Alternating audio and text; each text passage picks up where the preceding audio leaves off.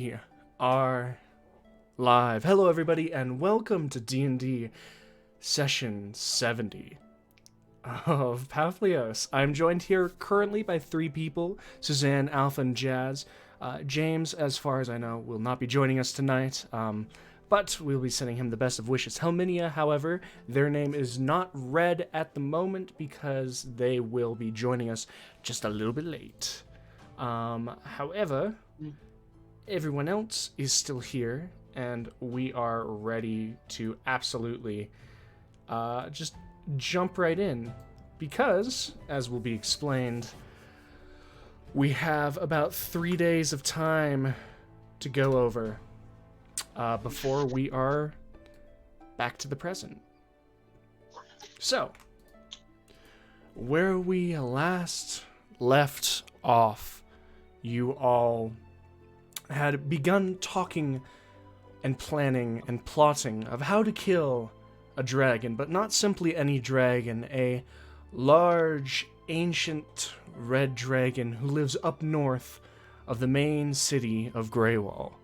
One that you have seen, and Suna and Zex both testify, has been able to cast spells. At least one spell that you know for sure. Over the last 3 days, Rem, the gnome cleric, and Zex, the tiefling bard, took one of the arbiters of Greywall, the renowned spellcasters, this one specifically in divination, and went up north to try and negotiate with this dragon, much to the protest of many people who think that going up there with so few people is a suicide mission. These people went however, regardless, and in that, managed to actually talk, and in giving a sword named Tiamat's Claw over to the dragon, they got both their name, Abrazdul, the World Eater, and a possible trade deal. 1,000 gold pieces per cart, and the dragon would have no more talk, as they had seen what they had hoped to see of the dragon, of 3 poles embedded into the dragon's neck, and the dragon itself talked with a very almost labored breath. And with that, however, we are returned by someone who I thought wasn't going to be here, but I'm happy to see you here, James. Welcome.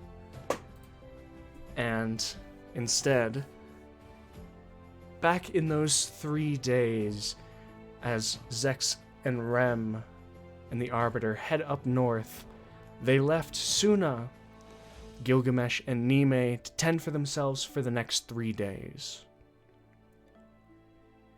And let's see if there's anything that they plan on doing. Suna.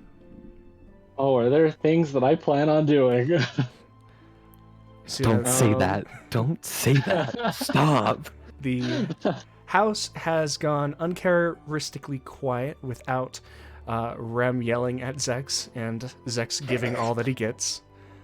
However, you can still hear Gil occasionally flaring up his forge in the basement, and Nime moving around, whether it be in the kitchen or up in her room, working on separate projects.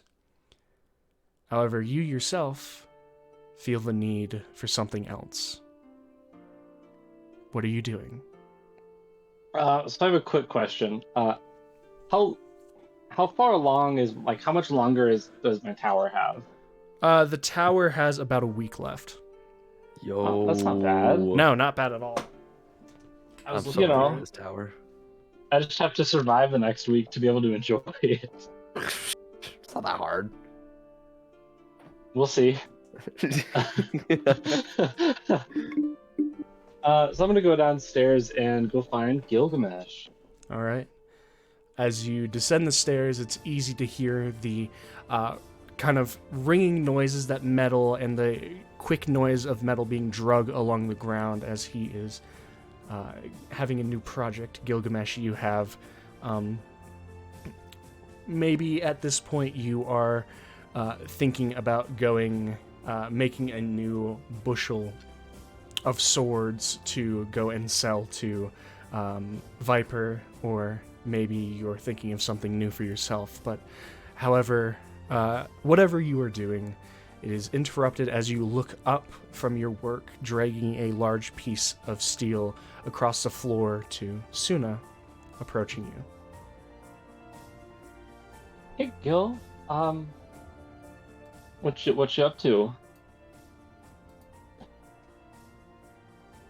I'm just gonna look down at the piece of metal that I have and look back up at Suna. All right, fair enough. Oh, have you been doing? I haven't really talked to you in a little while. Well, seeing as we have a bit of a dragon problem on our hands right now, I'd say a little worse, but Fair. Dragon's not really ideal. I'm not one to sit and wait for impending doom either, so doesn't bode well for me. Do you mind if I ask you kind of a heavy question?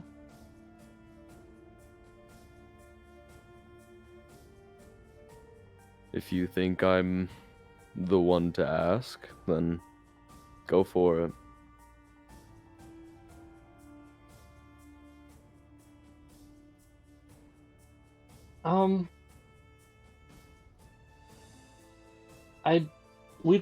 I think the both of us would describe you as powerful, I'd like to think so, yes.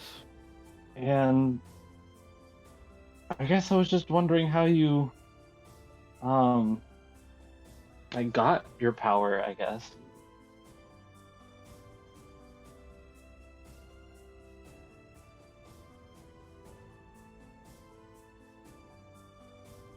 To put it simply, rigorous daily training for years.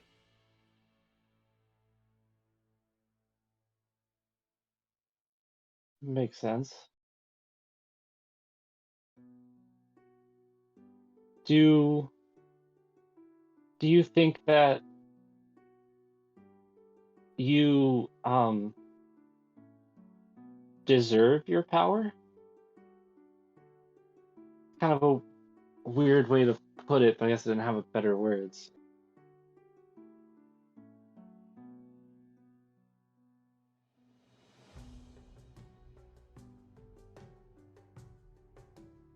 Is more or less. I do think I deserve it. I put in the work and the time, and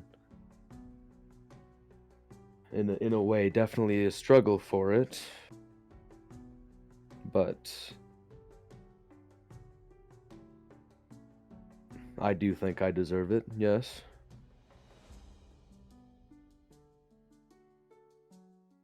That makes sense. I'd probably feel the same way. Or I guess I do feel the same way having worked for some amount of weapon skills.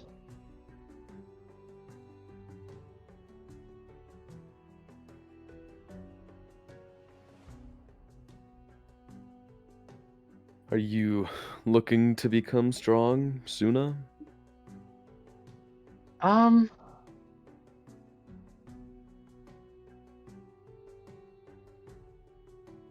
not sure if that's the strong is the right word.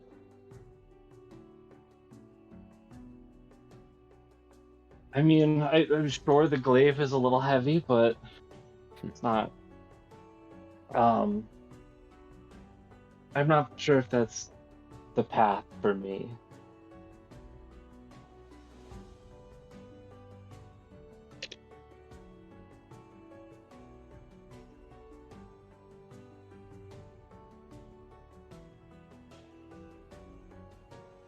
And then is there any point to these questions, or just curiosity? Is Zex rubbing off on you?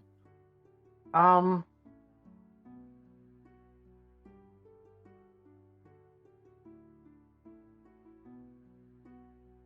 I guess I don't mean to pry if it's a touchy subject. I was kind of more just curious, really. I wasn't trying to, you know, cause any problems.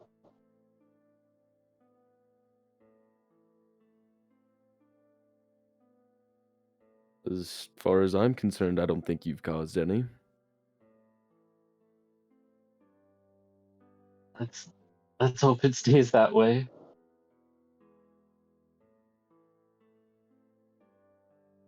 Suna, do you want to know about my strength or my past?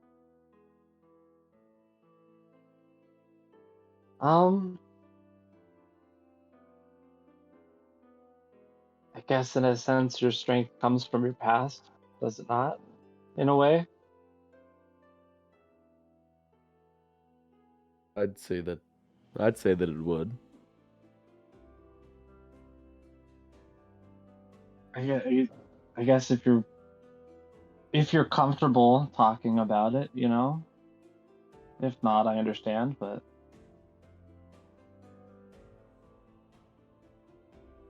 I'm gonna like kind of put the piece of metal somewhere close, lean it on, like on a wall, put it on like a table or something, just anywhere I can put it.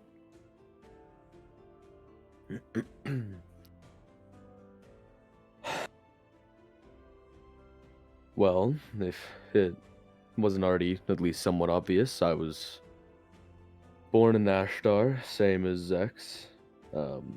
Not quite sure where he was from, but can tell you, definitely not the same place. around.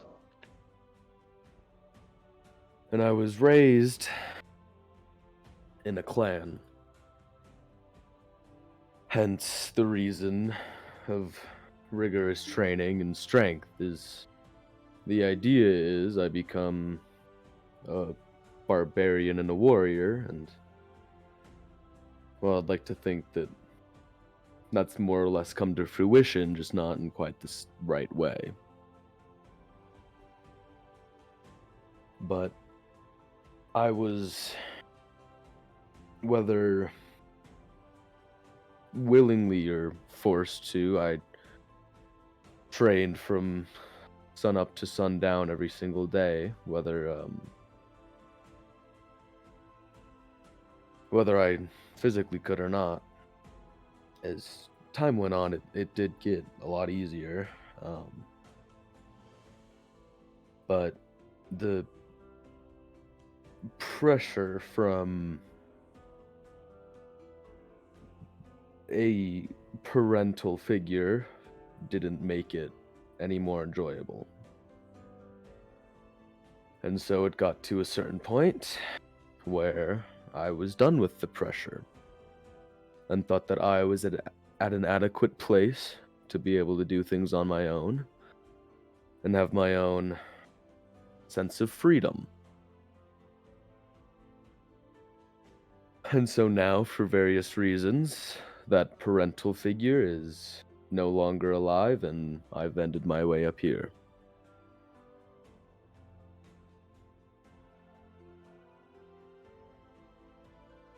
How how how do you feel about being here?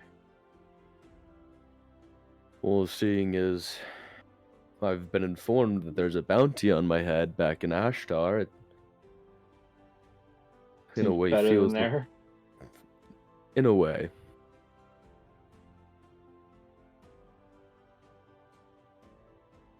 It's definitely not the life that I envisioned for myself, but I'm here nonetheless.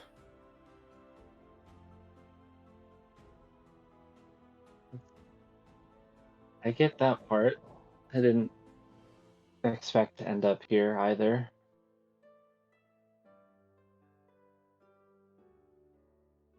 I'm So assuming you have your own reasons as well.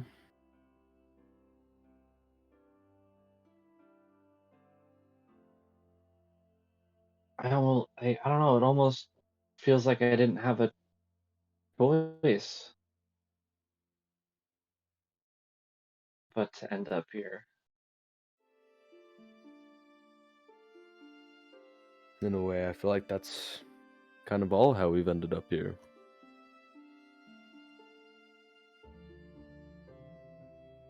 I guess looking back on it all, it feels like I almost had no other choice but to show up at the Mages Guild and meet all of you.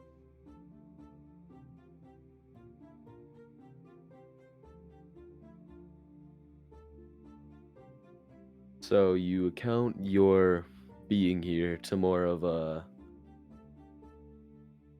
forcefulness in a way. In a way, I mean, I guess in a way it's kind of my fault, but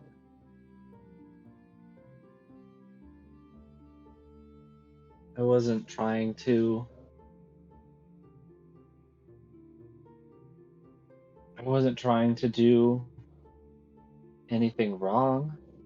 I I wasn't trying to do anything that I would have to atone for later. So I guess that's just kind of how it goes, huh?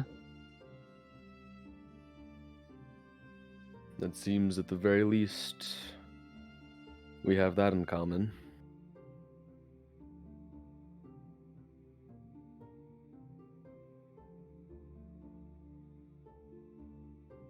Can you, and to preface this in a way, I mean, if it's not already pretty obvious, I'm not a magic caster, nor am I even knowledgeable of it, but can you not control your magic completely? I mean, for God's sakes, you greased me. I'd at least like to tell myself that you didn't mean to do that. Us. I greased us. Yes, you greased That us. was not. I don't even know how to do that. That wasn't intentional at all. You've never seen me do it again. And I wasn't even trying. I was trying to cast a lightning spell at the time.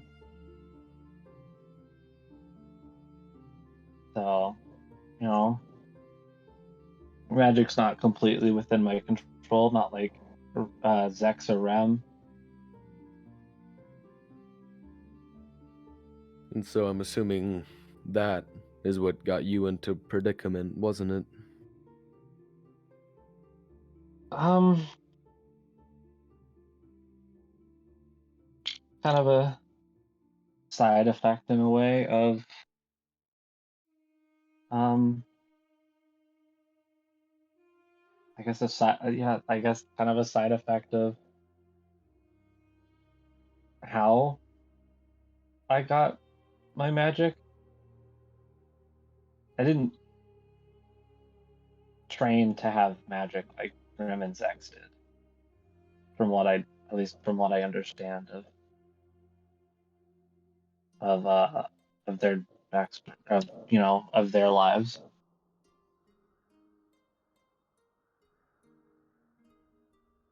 So then how did it happen?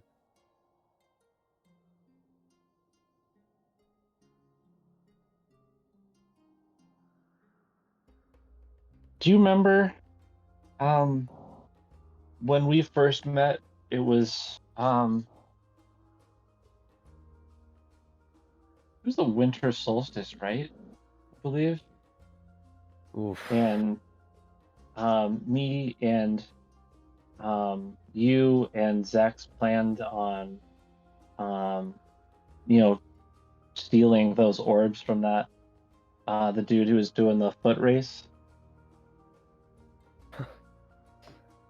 I chose to forget that, but That's I do fair. remember. Well, it wasn't my first time stealing something.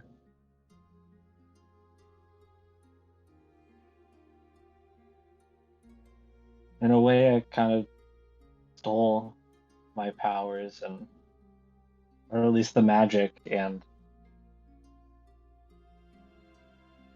I guess that's how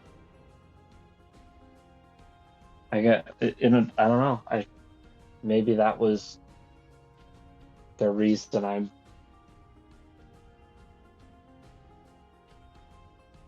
that's I, that's the reason I don't have any control.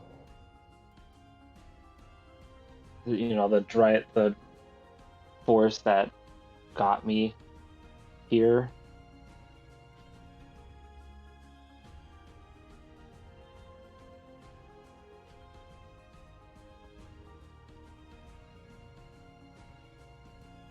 Well, at the very least, you and Zex can connect on some sort of level, because at least from what I've picked up, he might be a touch of a thief himself, so...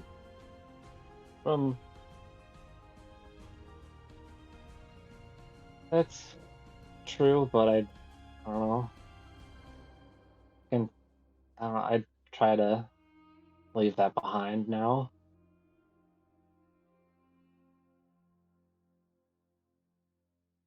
As much as I can.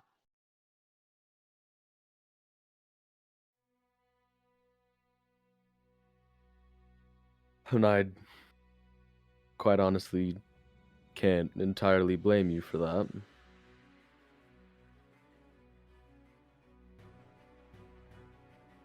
So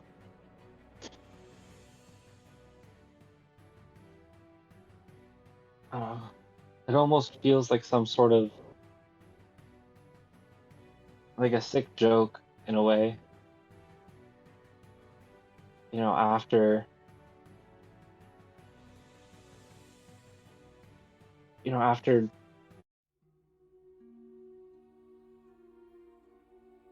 after stealing my powers, I guess I got what I was looking for in the first place.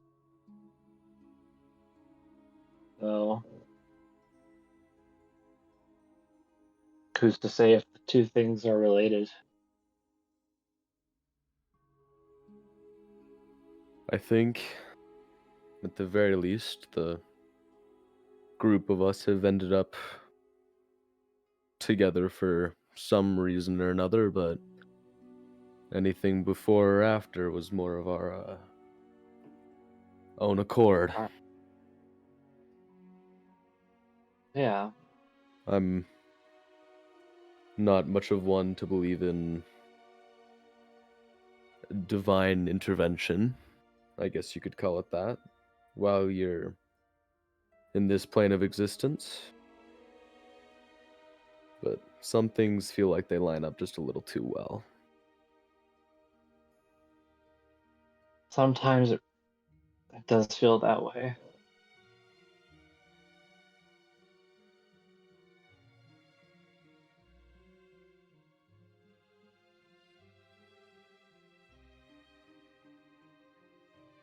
Would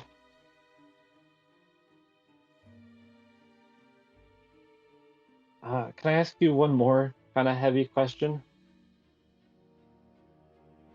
Seems to be the theme as of now, so go for it. Um, would you consider us friends?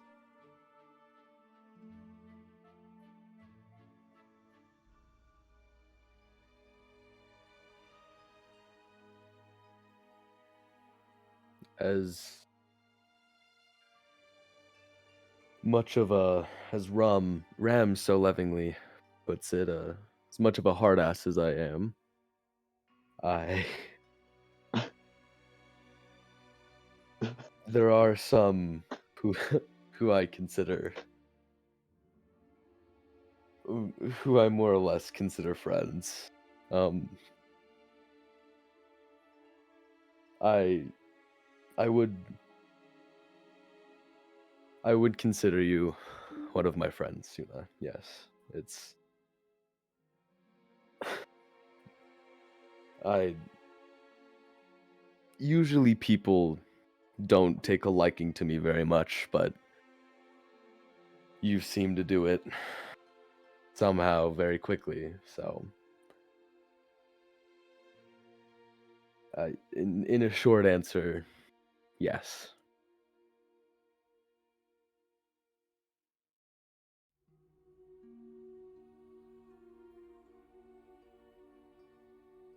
If you can keep at least one secret, as few as I have, you and Ram are the ones that I like a little bit more.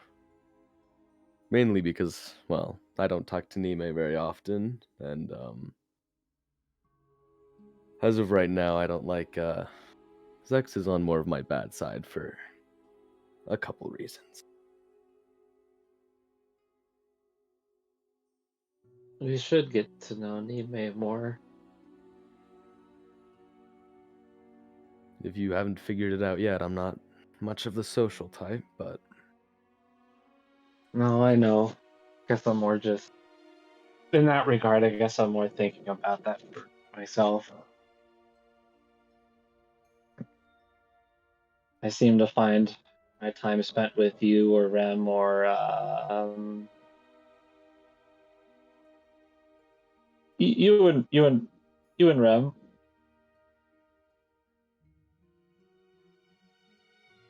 We'll stick with that for now.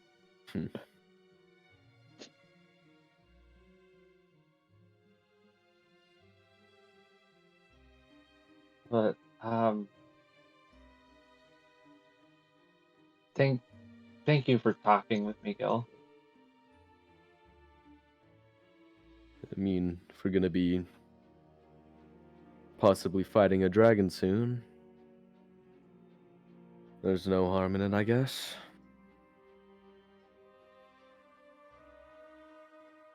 Brings a little bit of comfort before it all goes back to shit. I mean, as surprising as it may be for some, for my uh, tenacious fighting, um, I always view it in a prospect of, if I die fighting on the battlefield, it leads to an eternity of glory and war in the afterlife. So at least think of it as it can only get better from here. I bet Rem could probably give some better advice on the afterlife, since that's more his thing.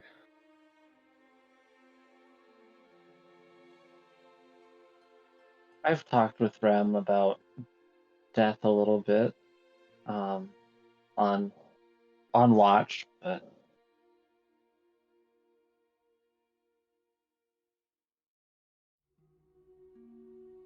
I guess I never gave thought to any actual afterlife.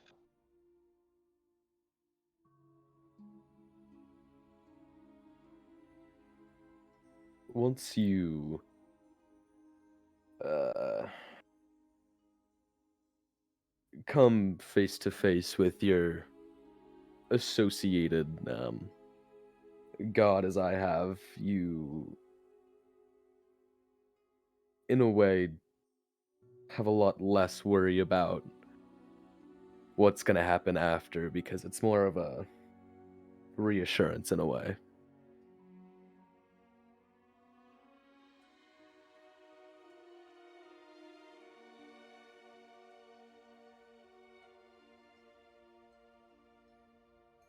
That makes sense. Don't sweat too much about the afterlife. Knowing Rem, he would probably be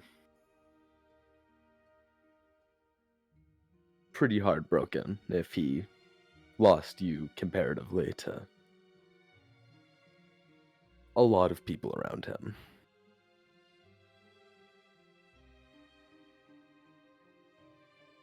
Well, I guess I don't really plan on.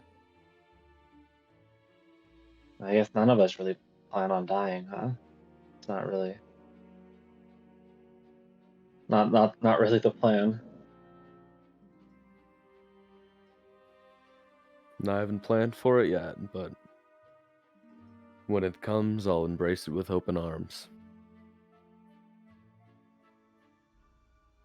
Some have different opinions on such, but that's how I approach it.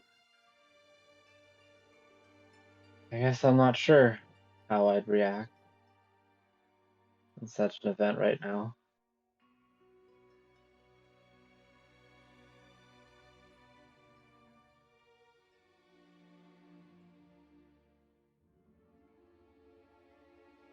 Don't think about death too much at all.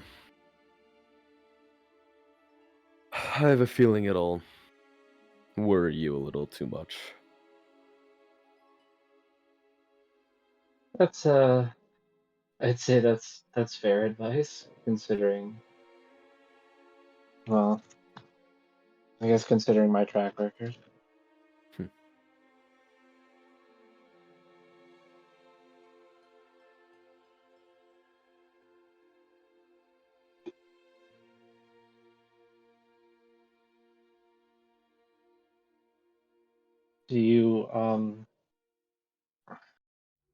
Do you have any other questions for me?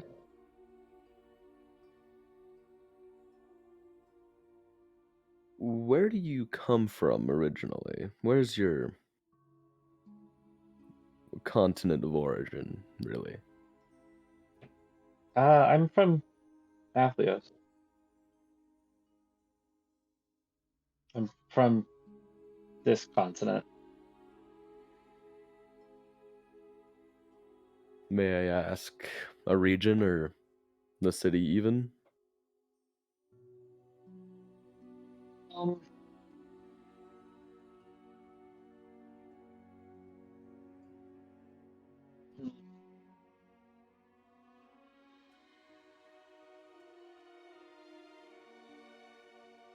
I'm from a little south of Dentor, actually, or a little north of Sabline, I guess, depending on how you look at it. Hmm. Not a lot, not really a lot in between, but enough to, I guess, enough to get in trouble, obviously.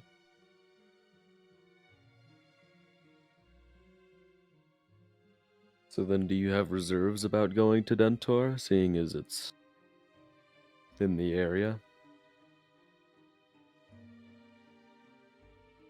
I'm worried about um, what I might encounter in Dentor.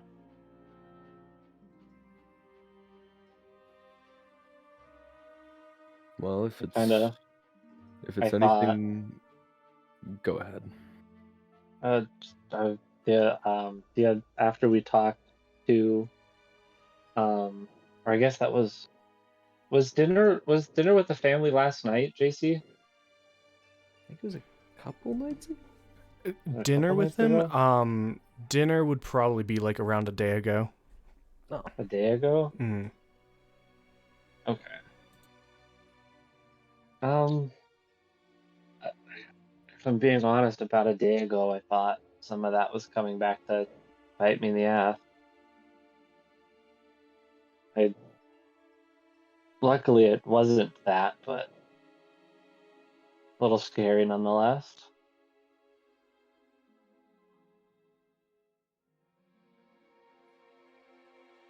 well, if you think the situation is any worse than what we dealt with in Dacaria, then I would, at the very least, bring it up with Rem. He seems to be the in leader, I guess, of sorts. I've They're just come to back to find, leader. in a way, but I guess I don't know how bad it could get, if I'm being honest. well, we have to deal with this dragon and that doesn't kill us, then I say we're up for anything at that point.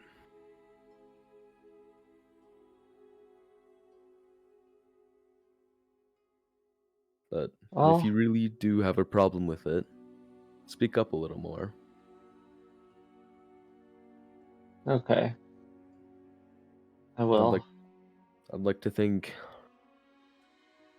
everybody in this party has a voice. As loud as Rem and Zex like to be. We do enjoy being a little loud. It feels weird having this silence, but it's not You something that I know, feel we get very often. in a way, it's kind of nice. Though I do worry about them. Going to talk to a dragon and all.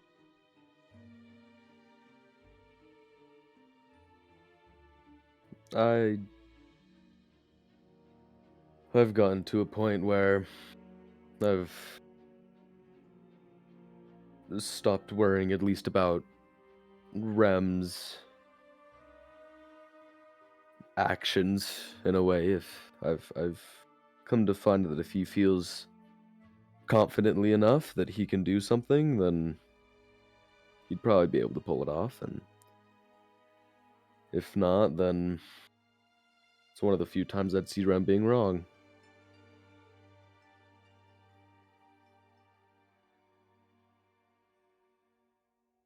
True. I guess Rem is often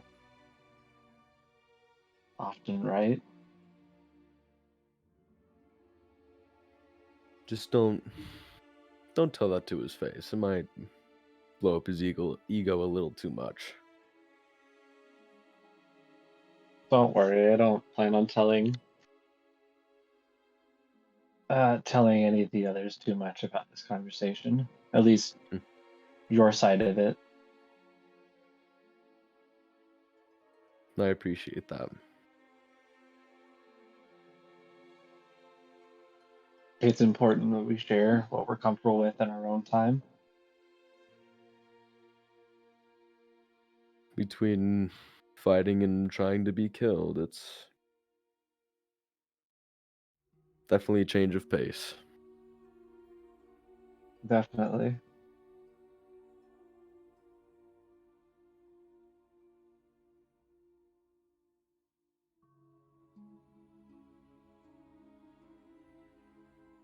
So do you have any more questions for me? Um, Not right now, but I know where to find you when I do. Do you have any more for me?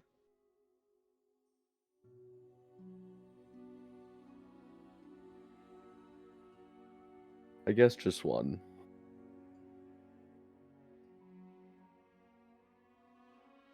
And Gil's gonna kind of just like awkwardly like kind of put out his arms, not really knowing what to do to give Suna a hug, just kind of standing there. Yo! I'm Like gonna this. run up to Gil and give him the biggest hug that I possibly can. And yeah, no, this is gonna be like probably the awkward. Like this hug feels like it's coming from someone who has never had like physical contact with anybody ever. So it doesn't feel right, literally at all. The only time previous we've done this was you were covered in blood. Yeah, it's true. I almost died.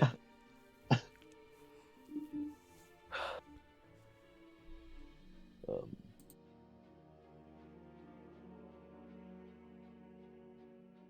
and yeah, I mean, Gil's just gonna let go and just turn around and keep working on his stuff. Thank you, Gil. And I'm gonna go find Nime. All right. So, with Gil getting back to his work, you head back up the stairs into the house, and although she is in the kitchen, she is not cooking or doing anything of that sort. She actually, as you walk in on Nime, she is sitting at the dining room table near the end of it, and you see in front of her she has set different, like, gold-edged and purple interior cards out on the table as she's just kind of sorting through, and then in one quick motion reshuffling the cards into a deck, as she seems to have some sort of playing cards about her. But she looks up as you come in. Tuna, What- how are you? I'm good. How are you? I'm doing well. Just thinking. What you thinking about? Well, I am afraid. I know that we have to go see that dragon soon, and I kind of want to pull some cards and see what it might go like, but I almost don't want to know.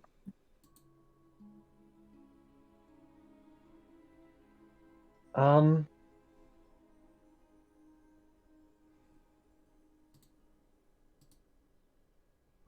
do you maybe want to try it out first, not about the dragon? Yeah. You know what? Sure. Would you like a small reading then? Sure. Okay. And Nime is going to shuffle the deck by standing it up and throwing basically cards into each other, like a standing shuffle.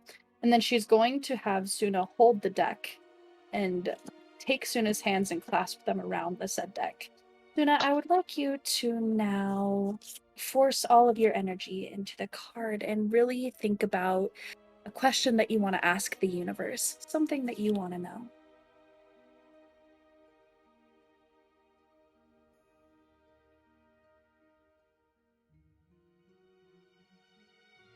Okay. Okay? Are you finished? Yeah. Well, I guess Okay. I'll hold the cards out. Yeah. And Nime is going to take them back and she's going to shuffle through them once more and pull out a card. And IRL card for Suna was a sword card, and only Helminia will really know what that means. But Which swords was it? it was ace. So Oh, I don't have my game materials on me.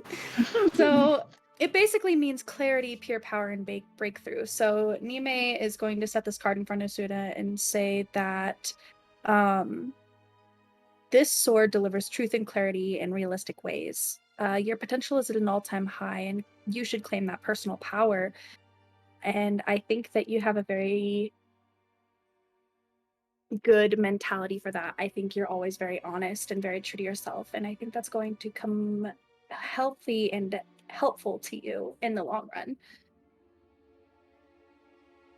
And you should always root for yourself, root for yourself and your desires and everything that you just want out of life. I do truly believe that you will get it soon enough.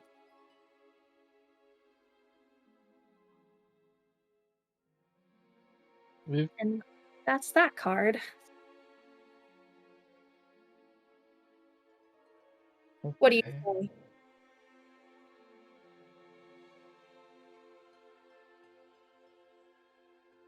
I guess not what I expected to hear, but relevant. Well, what do you say? Should we pull one for the dragon anyways? Might as well. All right. And Mime is going to shuffle once more. I'm doing this IRL as well. Just gonna pull the first. I don't think we want this card. Too late. Too No, Helminia. What are we- No, I don't have my game materials on me, damn it! I pulled the tower. Oh yeah, we're gonna Yeah. fucking. Good luck, everybody. Oh no. Nime's going to gulp, like very loudly, and kind of turn the card over and look at Suna and say, you know what? this isn't. It's not always set in stone. These cards. We could probably. We're gonna be fine. Everything's gonna be fine. And I would like to roll for persuasion for that one. Actually, please. That'd be a deception check. I want to roll for deception. You're gonna elegant courtier lie to this woman, to her face, to her young, impressionable face. I don't want to tell her. Okay, fine. So now, how confident do you feel about this dragon situation? Out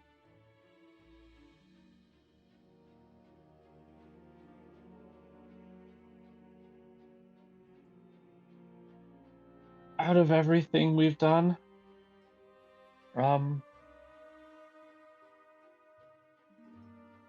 it's one of the few things that I'm not sure we can pull off. I don't think I'm so sure either. And I know I'm very new to the divination, very new to the cards, but do you know a lot about tarot? I do not. Nime's gonna pick up the card and flip it towards Suna and say, you see how this says the tower? And you see, and basically the image that you're seeing on this card is a tower that's basically crumbling down. It's like destructing with lightning and everything just looks really scary on it. And I'm going to say, hooray. I'm going to leave this up for your interpretation, as I could not have been more frightful by pulling this card. Destruction. Abrupt change. A warning, even. I think it... We don't have very much time before we're actually going and doing this, do we? I guess we won't really know until Rem gets back.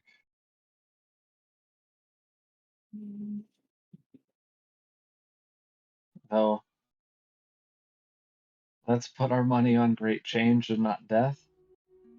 I hope so. I think it would be beneficial to go through more training. I'm not even sure if... And Nime's just going to kind of sit there and kind of think to herself. She's just staring at this card at this point. She doesn't know what to think. Well, I guess now that the mood is ruined, do you mind if I ask you a heavy question? Well, nothing could be more ruining than that, so go ahead. Nime's going to put the card right back on the top of the deck and put it in. I'm going to assume the cards came with some sort of pouch. Put them away for now. I'm sorry if this is maybe a bit too intrusive, but how did you get your power? Like my strength? And strength and skill and I don't know, I mean that cloak you have is peculiar. Mm-hmm. Well, I suppose it wouldn't really hurt to tell you. I don't want to take up too much of your time, so I'll make it as short as I can. But long story short, I was in love.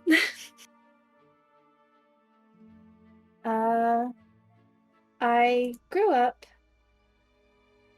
in a blacksmithery, basically, helping my dad with swords and just kind of running around, helping out where I could. And when I was very young, my mom passed away.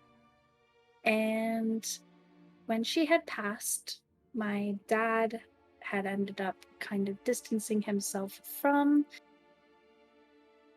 the family in general. And any time that I would go to help in the blacksmith with him, he would often ignore me, but had eventually came around to teach me how to fight. So ever since I was around a decade old, I had been training. But as soon as I got older, my father had ended up leaving mysteriously. I actually don't know if he's still alive. I don't know if he had just ran away, but I was kind of left alone to run the shop by myself. And that's where I met a tiefling man, um, who was also a samurai.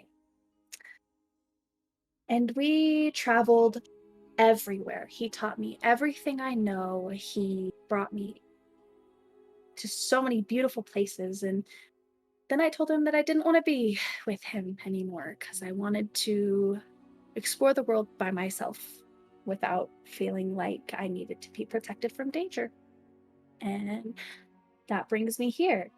And about my pretty sick cloak, it's just a patch cloak. I had purchased it on my way here, and I have a bunch of really cool patches that I can just kind of rip off and they become different things. I raised a pretty sick cloak. Not something I've really seen before. I think my favorite patch that I have on it currently would have to be my... Jeez, there's so many that I haven't even used yet. Nime's going to point at the 10-foot cube pit patch. Remember when I Yeah. used this for the lava? For the... I think it was when we had went up to move lava.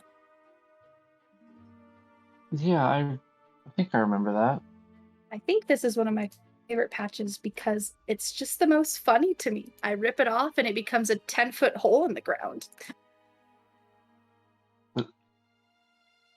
That is kind of silly if you think about it. Mm-hmm. Are you just kind of going around and talking to everyone in the house?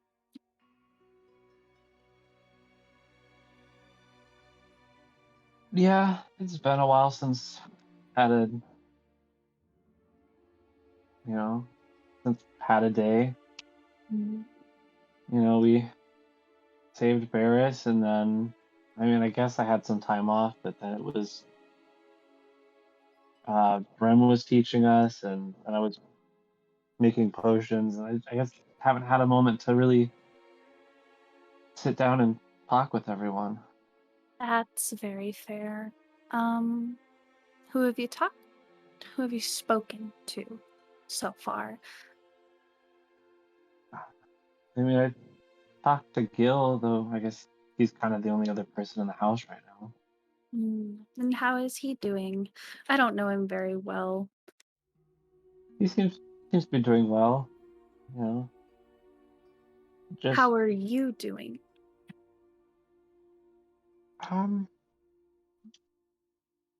doing the best that I can. I think with the dragon coming up, I don't know how much you know about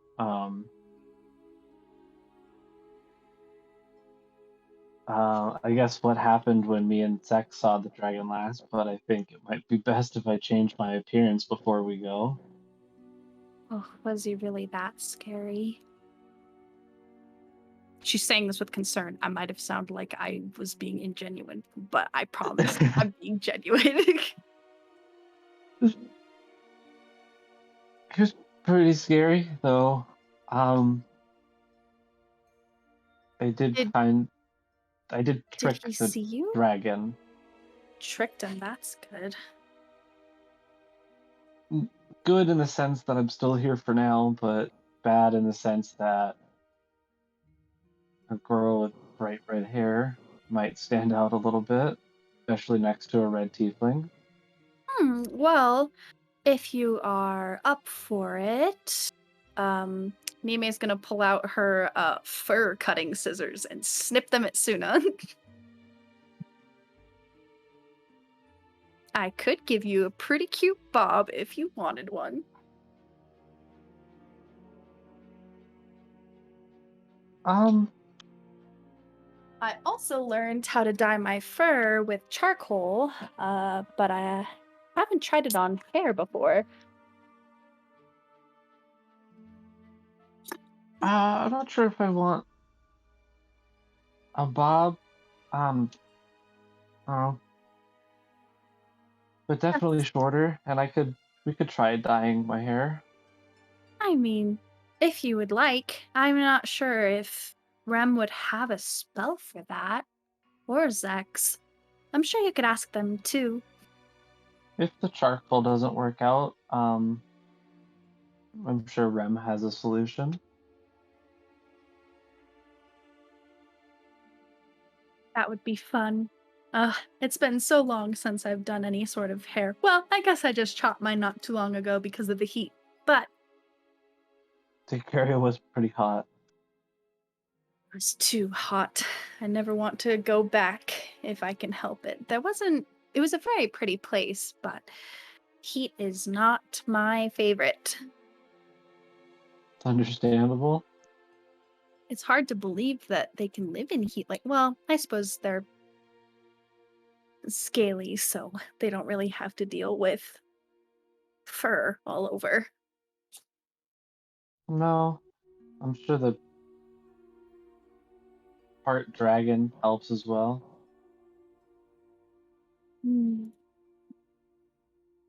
Is there anything else that you wanted to know from me?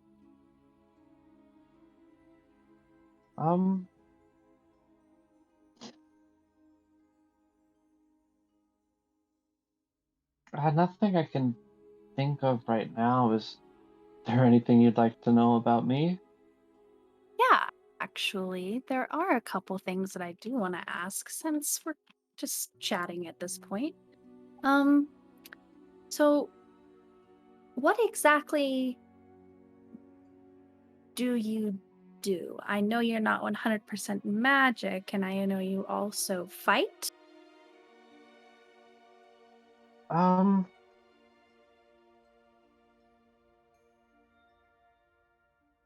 little bit of both is not a bad way to put it. The magic wasn't necessarily wasn't part of the plan. I mean, I guess neither the fighting wasn't either, but after I got magic, the fighting almost became a necessity in a way. That's really cool. I remember wanting to be a fighter since I was really little, but that's just because I had met so many. What made you decide to go into the role?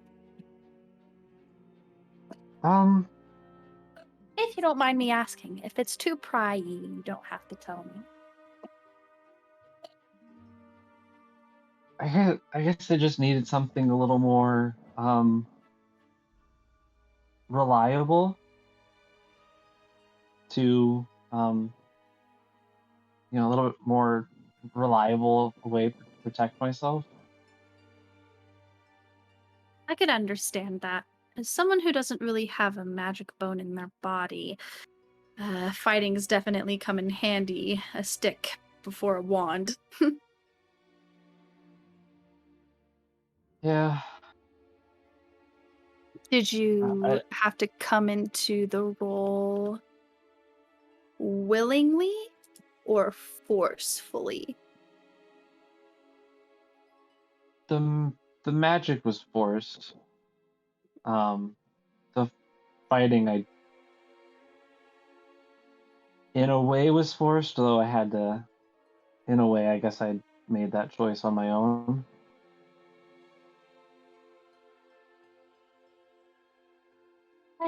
see. Where, when did you have magic forced, if you don't mind me asking?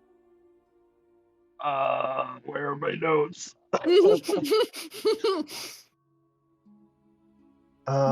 too. I pulled up my whole Google Drive doc about Nime. Google, show me this woman's life story.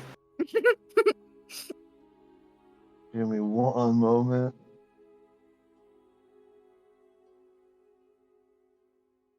What?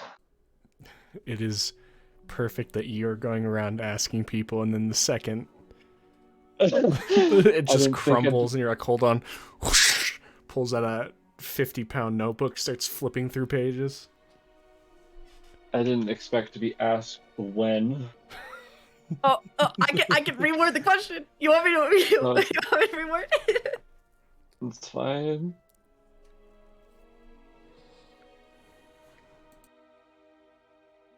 What is that? No. I guess I'm going to. I think I lost those notes actually.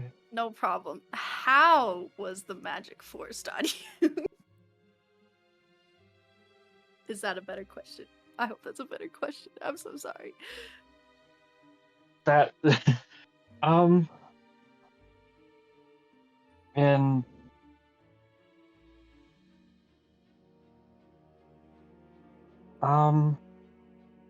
I kind of stole my powers in all honesty. Oh yo. I see. What had made you... No, JC, before that. That's all I got. That's all you. Okay. That's fine. I don't remember. Yeah, I stole I kind of stole my magic, in all honesty. That's pretty cool, if you ask me. I know it's probably not the most ethical way to gain your magic, but I think that's pretty cool. How did you steal it? Did you steal it from a wizard? I need to know.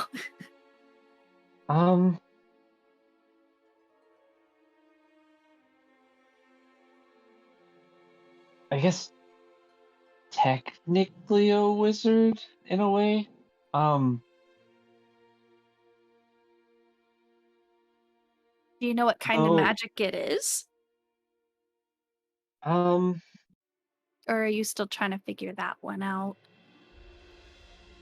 I was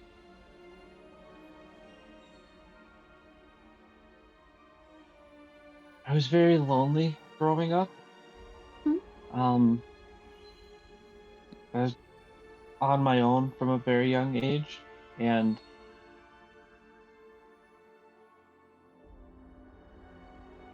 I stole a book from the temple that was near me, and I tried to cast a spell to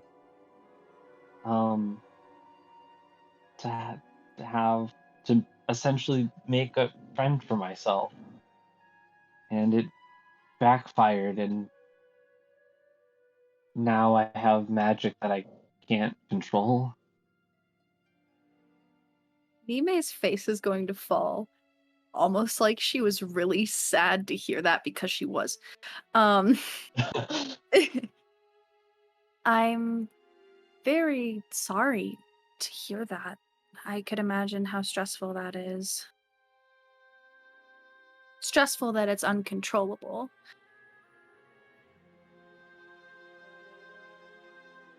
Yeah. I kind of mentioned it to Gil a little bit that you know, having to.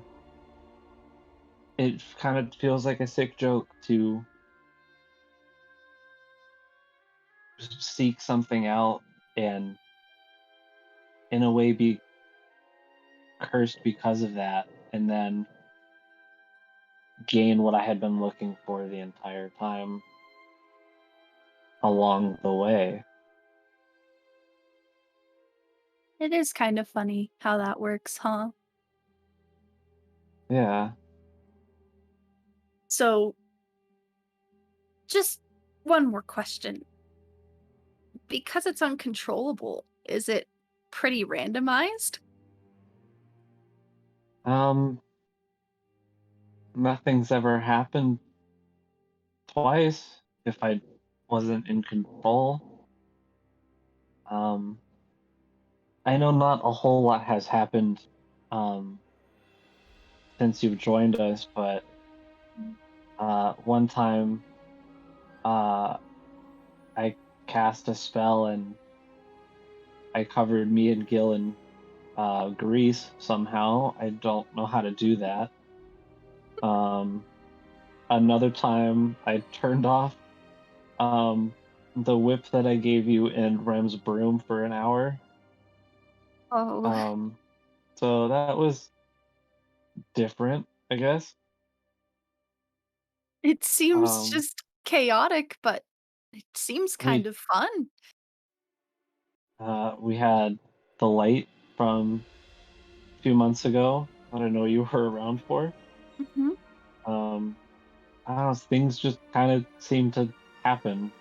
I don't know when or what, but things just kind of seem to happen, and I don't. It kind of scares me not knowing how dangerous it can get. That's fair, I suppose. Well, maybe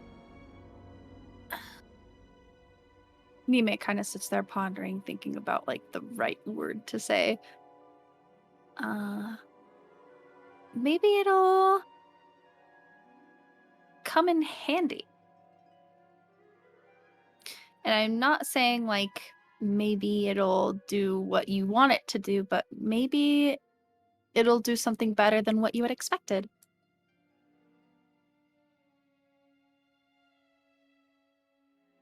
I guess there's only one true way to find out. Well, we'll never really know until it happens, but eventually, I'm sure. Are you currently trying to work towards making it work for you? Um,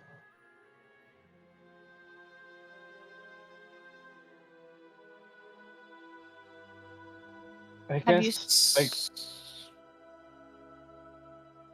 for Go ahead. now, I guess I'm trying to find a way to control it, though I'd be lying if it hasn't ever crossed my mind that maybe there's a way out there to I guess in a way cure me in a way, I guess. Hmm. I mean, hard not to think about something like that sometimes. You had said that you had gained this by trying to summon a different being. Have you spiritually sought inside yourself to see if maybe there is one there? Um, no, I kind of just had assumed that the spell had just failed, and this was the result. I could understand that, but maybe it would benefit you to seek inside and see if someone's there that isn't you.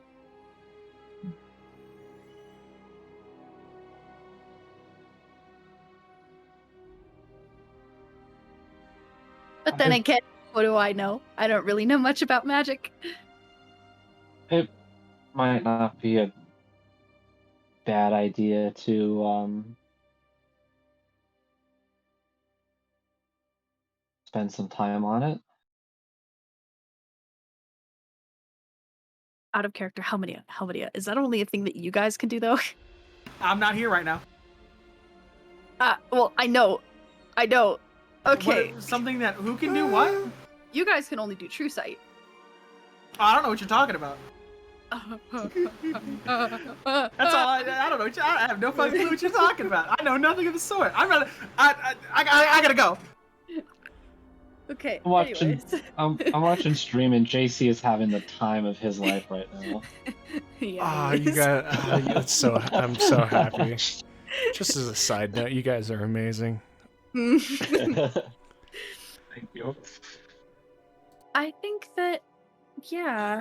I mean, personally, I'm not really one to believe in a higher power, but I do find myself often leaning towards searching inside myself spiritually, even with meditation, kind of speaking within my own mind. And though it's not for everyone, and it kind of makes you sound like a crazy person, but you could do it. Well, I haven't met crazier people than the 5 of us, so Isn't that the truth? there's a chance.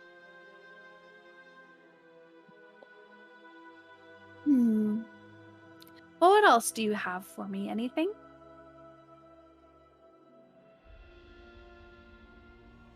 Kind of, I had asked, I'm going to ask you a similar question, or the same question I'd asked Gil, though. I'm going to go back in the conversation a little bit. Okay.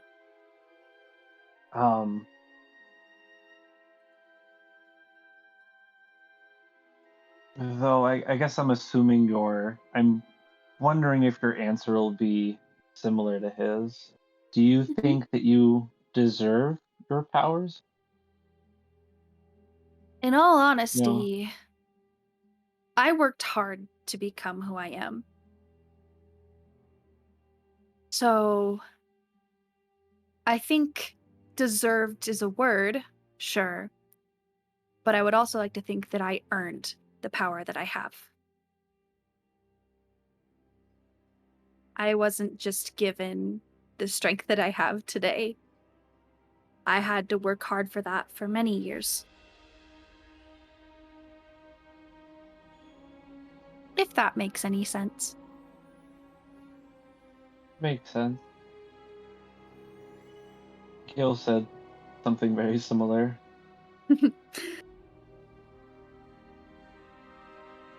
So I guess, kind of in a sense, I understand the training aspect a bit. Then that is, earned is a good word for that.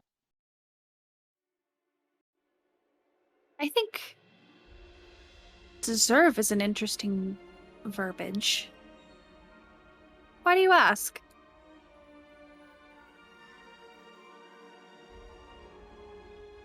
Well,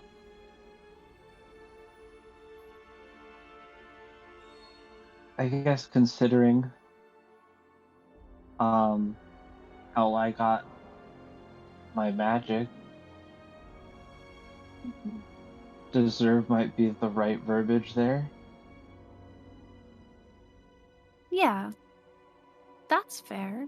Do you feel deserving of the magic that you hold?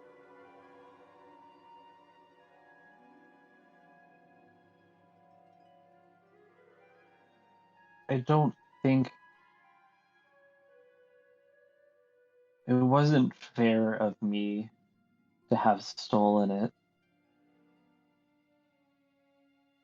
But maybe in some grander way I deserve it, but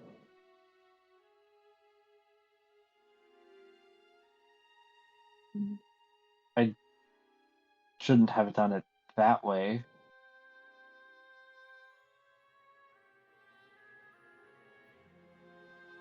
I suppose, but have you ever maybe thought that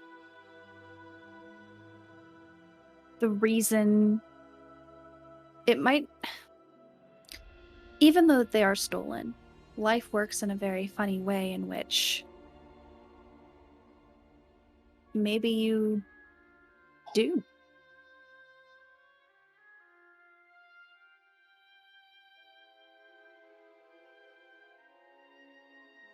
Maybe. I mean, I wouldn't be surprised if there was something more divine to this, you know? Yeah. Do you believe in divine intervention? Where things happen for a reason?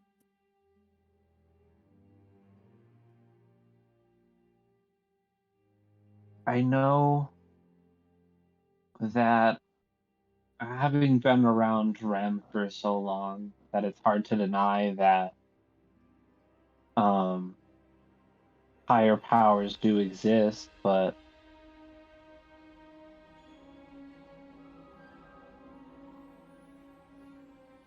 I guess I don't know how true, how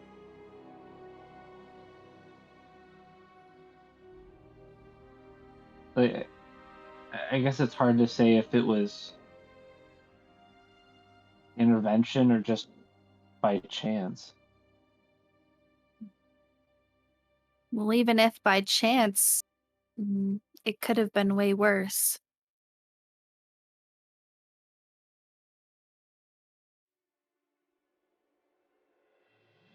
But I guess it could be worse. I personally don't. I do believe in higher powers, but I don't personally partake in the religious aspect that most people in this party do. Um, but I would say that if you haven't already, Rem might be a good one to talk about this kind of stuff with too. We've talked a little bit, though. I do think it's time I have a more in-depth conversation with Rem, um, once I get the chance. I'm kind of assuming I might not once they get back, depending on how things go with them. I hope that it's going well. That's all I can say.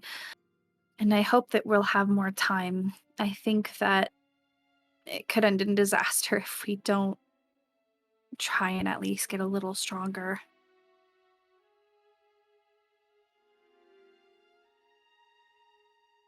Yeah, you're probably better than me with most. You're probably a little bit better than me as a fighter, but I'd be down to spar if you ever wanted to. If you wanted, I can put you through some sort of quote training. I'm sure you know most of the basics, but have you ever shot one of these and Nime is gonna pull out her boomstick? I'm not sure I even know what that is. Well, I Or will teach you. someone had something similar to that once, I think. Well, I just built this one. Haven't gotten a chance to use it yet. I learned it in a fight that I had lost.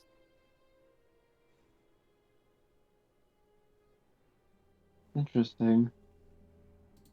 But I'm more than happy to teach you some fighter things. Uh, I'm more sword-based, but I think that we can make it work depending on what weapon you choose. Um,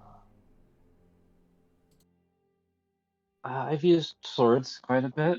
Um, so I kind of just end up with different weapons. Um,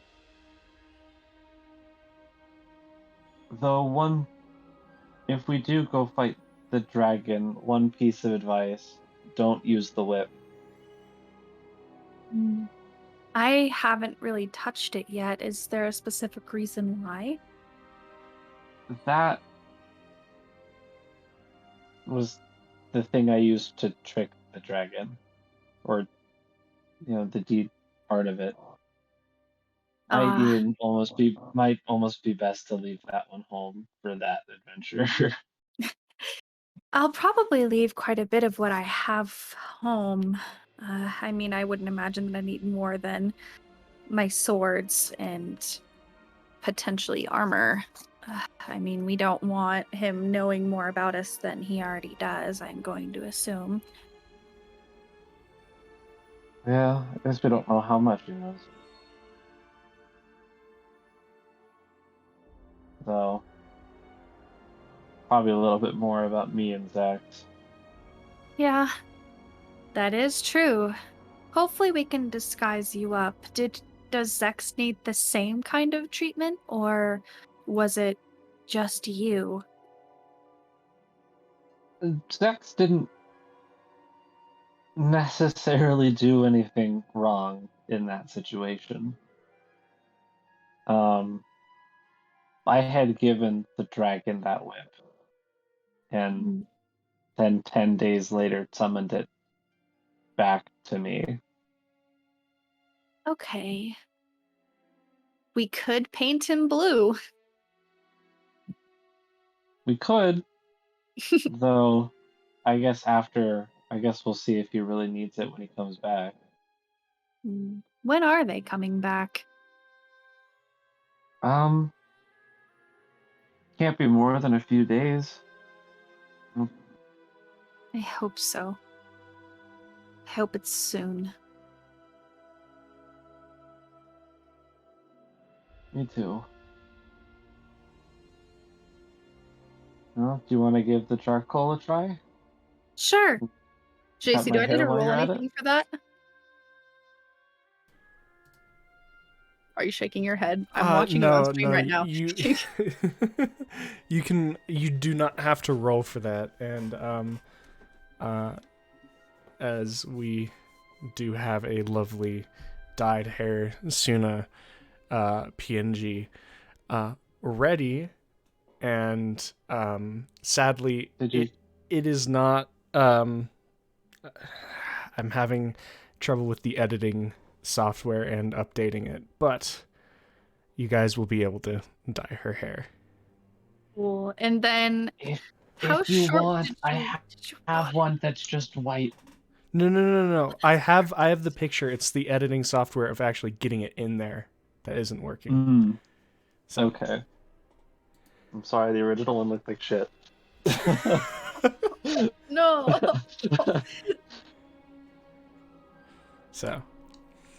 But yeah, unless if there's anything else the three of you want to do on the next couple of days, we'll move forward towards where the timelines go back to present day.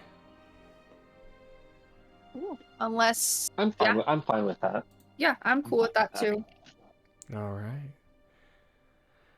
So as we do that, the days march forward from the 26th, which is this current day, 2 more days to the 28th, which is where Zex, Rem, and the Arbiter teleport back from Abrazdul's lair and come back to the city of Greywall. Zex, Rem, you asked the Arbiter to, one, get Vardair. Vardair came, and the two of them are currently gathering people. With a rough timeline, you two could guess that if you guys are preparing anything, grabbing anyone you need to, you have a couple of hours. What would the two of you like to be doing? Yeah, Hours? Vardair and Ilkewin are gathering people, as in going on making an impromptu meeting of people who are involved with this. Going on a baby hunt. Don't think we don't know how to weed them out. I swear to God, if I have to come up in this bitch and be like, excuse me, I pulled the tower. We gotta wait like another week. They don't know. You guys are gonna love this. Let's get into it. If it's a few hours, we're waiting on all the ambassadors, correct? Yeah, but you two did not probably on purpose, because you delegated that stuff to you yourselves. You did not tell them to go and get Gil, Suna, Nime. You're just like round up people that Yenta was a must-have, and they Arbiter Trade man is wants to meet me. the trade So, man. the trade you man. wanted to get the ambassador of trade as well. I didn't want him. He wanted me. So, getting that all together, you guys have a little bit of time to possibly go back to the keep, confer with your allies, and devise a strategy, as you have a feeling you're about to take part in some aggressive negotiations. This is not about to be a negotiation. This is going to be a slaughter. So I- we have to yell at people. I will do all of it. Don't you worry. I've got you covered. Don't take all the fun. Does Rem know about those little bitty cards? Does Rem know card No. meetings? No. Damn Ye- it. Yes. Damn it. Yes. Okay. Yes. Technically, I'm kind of. gonna run by the tower information to Rem. We got other I'm shit to do downtown, first. Well- obviously. But Let's We have let's do it as meet this. first. Let's have this be swept into. At this point, you guys are kind of scattered around. Let's say as it is around midday, Nime and Suna, Gil, if you want to, can all be eating lunch as you all hear the front door to your keep open, and in will step. As if either of you want to get up and go to the door of the dining room to look out into the entryway, you can see Rem and Zex step in. Yeah, I'll go look. as soon as the Hey, doormaster. Hey guys, how'd it go? Sippers time. I'm going to the kitchen. I'm frustrated. The bullshit. Just as I'm walking towards the kitchen, I'm gonna yell the bullshit. That's it. That's how it went. The bullshit. The drudgery, the skullduggery, the betrayal. The bullshit. TM. What's TM? Trademark. Trademarks are a thing here. There's trademarks. There's a ye old trademark. You really trademarked the bullshit, huh? The bullshit.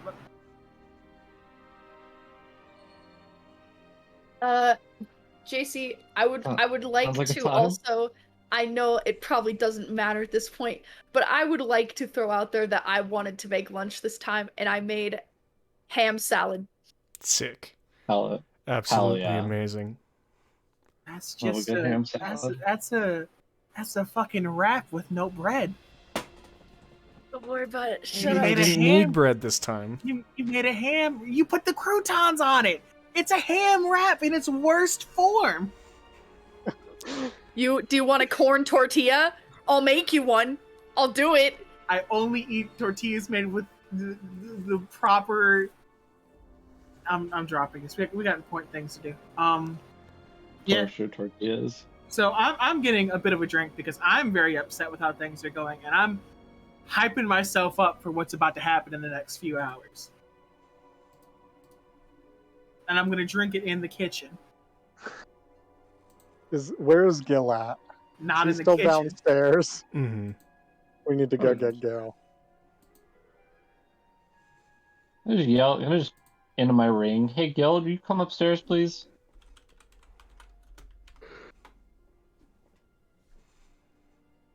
Rem and Zex are home.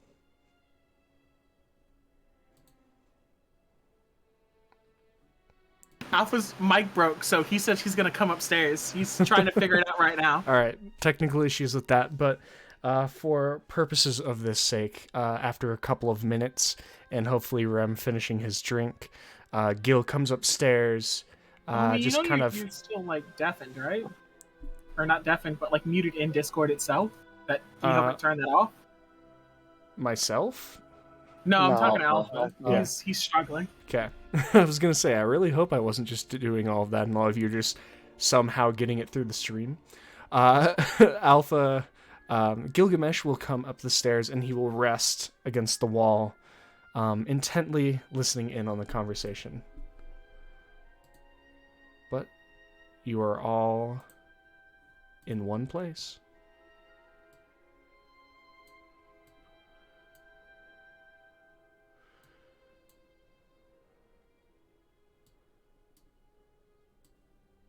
So how did it go? We lived, and the situation's much worse than we anticipated. Worse. Yeah. How?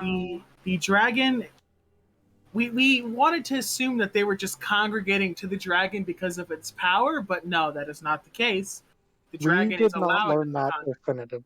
Well, We yes. did. We learned that it's allowing them to congregate around them, and it's basically like just raising an army inadvertently, but it's not saying no. Would you say no? If you It's were a not saying dragon? no.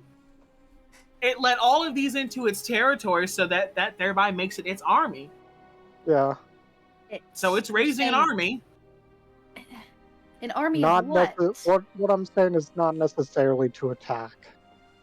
Not necessarily to attack, but it is raising an army. Yes. An army of what? Does it matter? I'm not sure. Kobolds, Oh. wyverns. Drakes. Everything. And why is Drakes? it raising an army? They're just congregating to it. It's just feeding off of it. Um, It's not purposely raising an army. It's just It just doing has it to do passively. with what it is. Dragons of this magnitude attract other draconic beings. okay.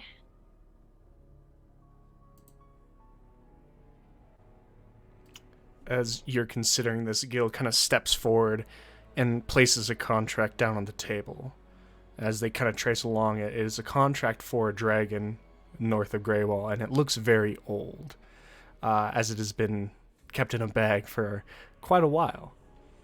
As they kind of trace down to the bottom, it mentions that dragons, when they get older, tend to have lesser creatures congregate to it. A general example given on the contract is wyverns. About how many of those did we see in the sky when we were walking through? Because You saw there were probably, you maybe saw half a dozen where you were flying And in that a was bit of a just one swarm. Yeah. and how many kobolds did we see? It was over like 100, right?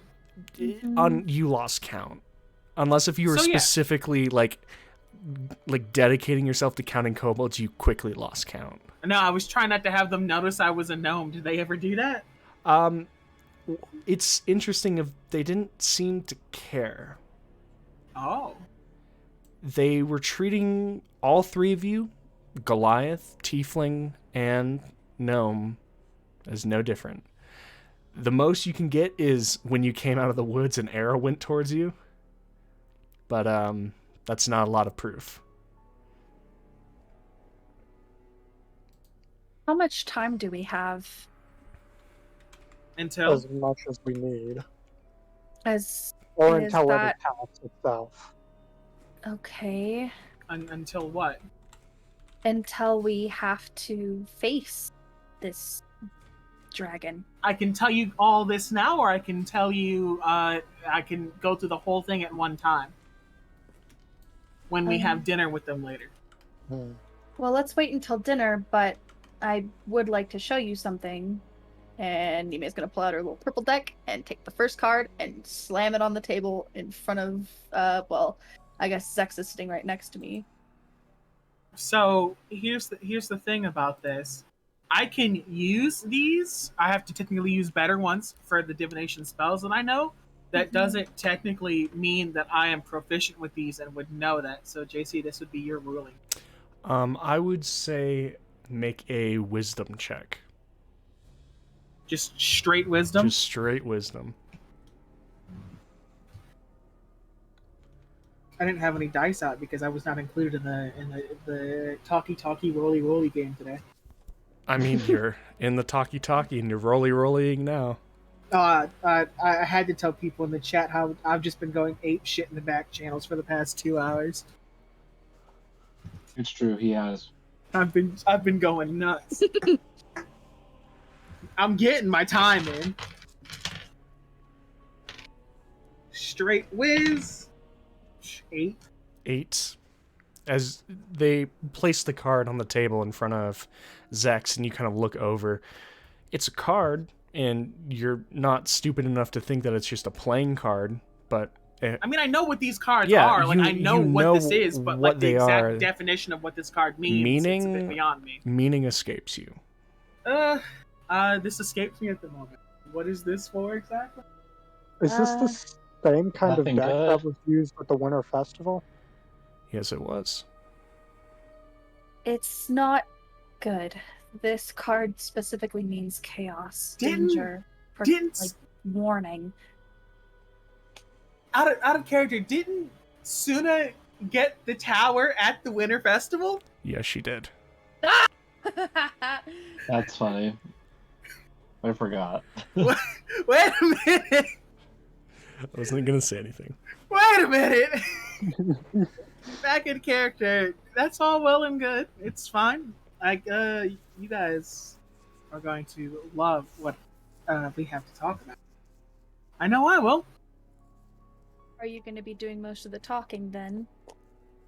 Probably. Zex is probably going to do something. But I don't do negotiation very well and get very easily frustrated. So I'm I'd telling you, this is appreciate it. not This really is going not to be a gonna be a negotiation. negotiation. What do you mean? I mean that this is not going to be a negotiation. On our end or theirs? There's not going to be. They're There's going to nothing. attempt to negotiate with us. It's not happening. Okay. Stand ground then. Just let me do the talking. Until then, I guess we can put our nice clothes back on. You know what? Sounds like a I don't plan think to I'm me. going to. Yours goes over your armor anyway. Yeah. But it I goes mean, under I'm my going to take a armor. bath to clean the soot off. I'll join you. I'm just I going rec- to use prestidigitation this time. I'm going to take a bath. I'll Gil says, put my fancy clothes back Wait, on. didn't we get cleaned off in the castle? I'm still taking a bath. I want to feel nice when I put my good clothes on. Gil kind of just shuffles. This seems no longer formal. No need. But like, how I thought often are we going to wear exactly. these clothes, though? You just shrugs. I don't know about you, Gil. Gil, but I think that they'll be more likely to, quote, break negotiation if we present ourselves very highly. Presentation is no longer of consideration. When else are you going to wear the suits? I've worn it once, and I I've think that spent was good what a- enough. I spent a lot of money on it. We're getting dressed. I'm getting dressed. It's a nice suit. We've established our position with them through our actions. Wearing fancy clothes Oh my- won't advance that anymore. It's you wear fancy clothes because you want to wear the fancy clothes. It's nice to look nice. I'm putting my fancy clothes back on after I'm getting out of the tub. It's okay, Gil. You don't have to change if you don't want to. Gil's just gonna lean back on the wall again, a little upset.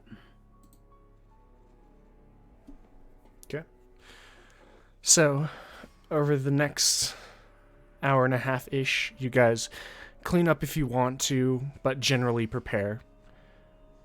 And if you want to, yeah. Before we leave, can I take like Roxy's note and put it on the wall somehow? Of your room? Of my room. Mm-hmm. Yeah. Yeah, you'd be able to find like a stray nail, and just kind of hit it into the wall. Sick. All right. I would like to grab that. Was it a golden insignia off of my suit? Yeah. It might have been silver, but yes, the insignia of Cord. Yeah, the insignia of Cord, and was it like a pin? Like how? Yeah, it's Okay. literally. I have a pin that I used for reference Oh. last time. About that big, like slightly Okay. bigger than a human thumb, and you just can pin Right. it to any place on yourself. I just want to find somewhere on my armor, clothes underneath, just somewhere, and I will take that pin and put it on. But Okay. that's Easy that's all enough I'm to gonna do. Okay, and then yeah, I'm ready. Okay. You all get yourselves ready in one way or the other, and then head up to Greywall. Mm-hmm. As we approach the castle, can I look for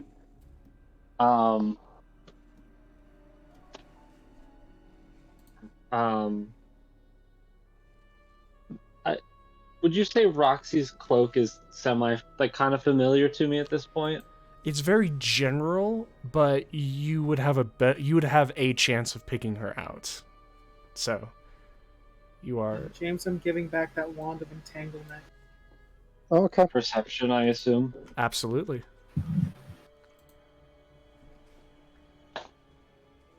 Ooh, 13. 13. Okay. So you scan, the streets are still full of people going about their business. Some with cloaks, a lot without, though, because it is a hotter summer heat at the moment, but you do not see her. Not even on like the rooftops or Not anything. on the rooftop. But you are able to look over and scan. Okay. As you Fine. all make it up to the gates of Greywall Castle, there is a familiar person awaiting you as a young man in half plate currently, with a chain shirt over, as you recognize Tenfin, a member of the Greywall Guard, who has in the past led you and talked to you in to other ones of these meetings, as he looks and kind of gives you all a nod. There is a room waiting for you all. Please follow. And once again, you all get into and step into the increasingly familiar halls of Greywall Castle. The marble kind of going past, beginning to fade in the luminosity of it as the light begins to ever so slightly dip as the sun begins setting, as it is on the back end of the day. You are led into a room which, unlike before, although there are more people, the table, however, this one is not in a standard dining room setup. This is a long, rounded table. Forming a group, you can see Ilkewin, the Master of Divination Arbiter, Goliath, who accompanied both Rem and Helminia. Alongside him is a Earth Genasi in a Arbiter robe with green inside lining, female, talking slightly in a hushed voice to Ilkewin. To the left of her is a male high elf, his arbiter cloak inside lined with blue. And then finally, at the end of this group, you can see the red-lined arbiter, the Dragonborn.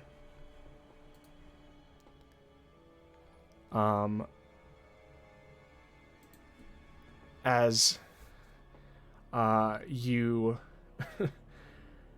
as you all step in even further, you can see to the right of Ilkowin, forming a smaller but no less impressive group, you can see Vardair himself, who's just quietly sitting with his hands clasped together, kind of moving his thumbs back and forth.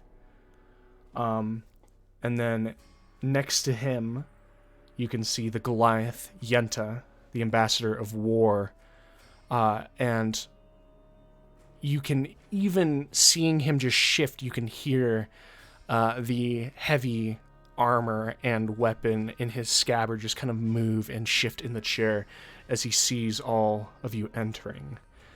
To the right of him, you can see a halfling male sitting, this kind of large coat draped over the back, but he himself is wearing very deep blue, matched with blue vest, much like how Vardair is the green alternative to him.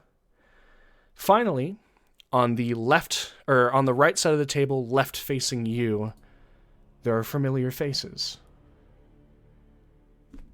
You can see O'Brien sitting at the table, who grins at you, Gil, as you enter. You can see a gold kind of plated captain of the guard that a couple of you from way back when might remember as Mortimer, or Mortan, sorry, the captain of the Greywall Guard. And then finally, a half-orc with a sword that has just been kind of leaned up against the table, and a shield that is kind of just sitting like a bowl on the ground behind his chair. Tyron. As you all march in, you are free to take your spots as all conversation slows and stops.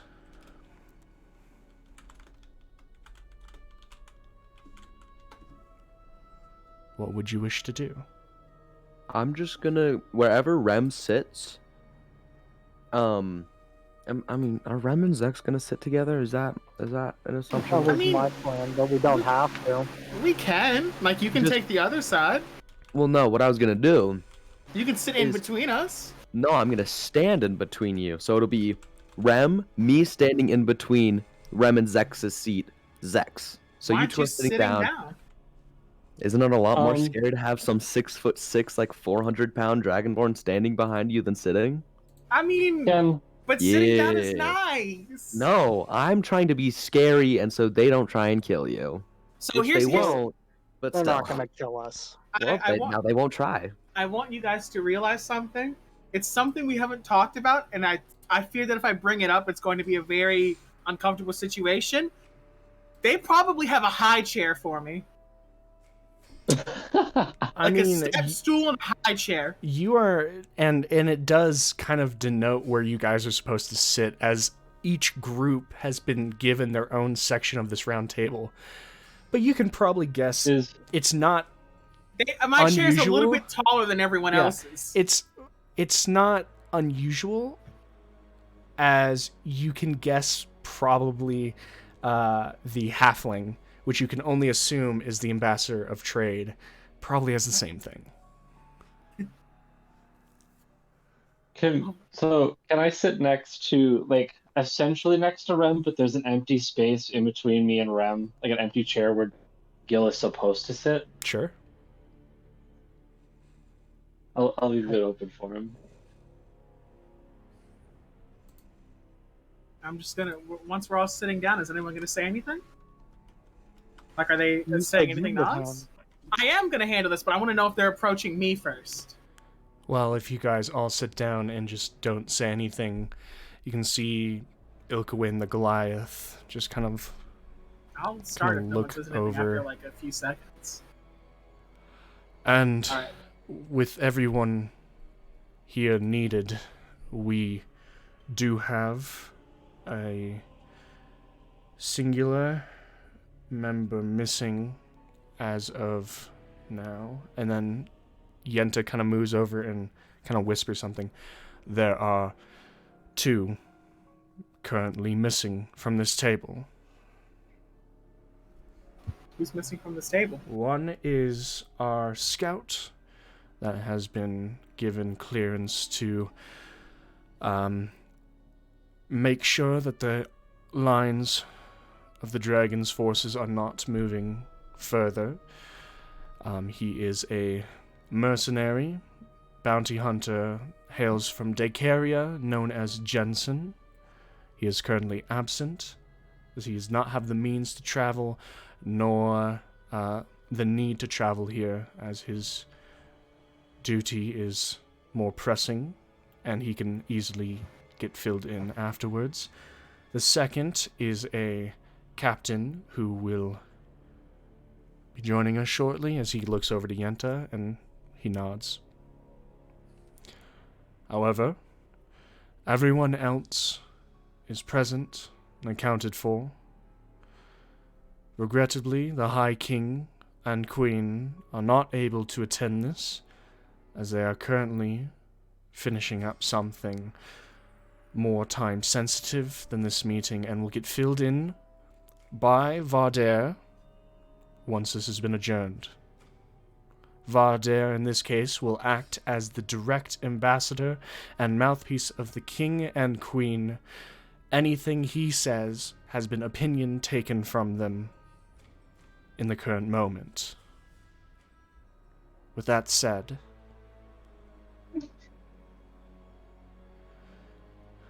the meeting will commence. All right. I'm. Real quick, after he says that, can I look under see if there's like shadows of feet under any of the doors? Sure. Make a perception check. I'm out here trying to save the country, and she's out here trying to be gay. Got other shit going on, man. Hey, I am in full support of this You're lesbian dealing with the relationship. dragon. I got other things to deal with. Look, I'm gonna show you dragon in a second. How's that? Drag you away from this fucking woman. how's a you know how's a 7? I'm not. It's tides isn't worth it. How's a 7? You're very caught up in how serious everyone is being, and although you quickly glance around, nothing out of place. What about a passive perception of 22? But a passive perception of 20. But how you wouldn't know to look for that? That's why it's passive and not Yeah. actually looking. Oh, It that's just fair. happens. Yeah, as you guys go around, there's like not specifically of shadows under the door, but you do hear the movement of armor, and it's safe to assume that there are guards outside. As you guys are currently probably dealing with one of the most sensitive information topics in the nation right now. Yeah, we do that sometimes. All right, Rem, have the floor. So, we're going to be talking about a lot of important things today, and just bear with me as I get these out, because I find myself feeling some frustration with the matter, and this is the part where I start emitting negative vibes. When I say the word frustration. Like, you don't need a 23 insight to tell this man is frustrated. Royal performance. Just because I don't think it's have- really funny. I don't Honey, have this. advantage because Gil is. I'll give you advantage, absolutely. Pog! 10! 10. It's not difficult, but I just wanted to see if you critically failed, because that would be funny. I did have a nat 1 on the other dice. Oh! It was almost bad. But it's this exertion, and as you can see, everyone, there's not a lot of people of, no one at this table is not focused. Even Tyron, who, as far as you know, besides fighting, has never been 100% focused on anything, is paying attention. How did Yenta react? You just see him stone-faced, just watching. Let's see him keep that up. I'm going to cast Minor Illusion to make the toy soldier, make some toy soldiers on a table, and they're gonna move real clunkily because Minor Illusion only works like periodically. So as I'm doing the speech, they'll move when I can move them to do the stepping. Okay.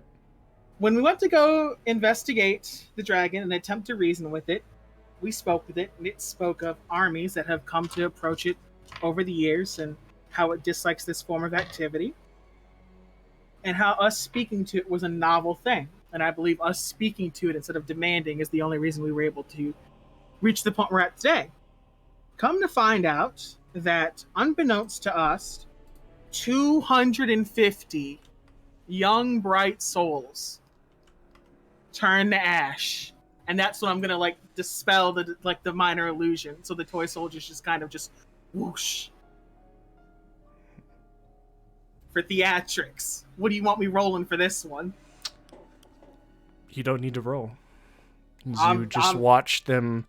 It's a minor, so it's like a slideshow, but of them just at one moment marching, and then the next clumps of ash on the table. Unbeknownst to us, soldiers were sent in on our behalf previously and have agitated the dragon. And nothing was left. It wasn't even hurt, as far as we can tell from them. And due to this agitation, the set price for getting any cart through the dragon's territory is 1,000 gold per cart. Shit. As this kind of burble comes from several people, the elf arbiter, O'Brien, Tyron just seems confused, and the halfling all kind of mumble to themselves quickly before righting themselves.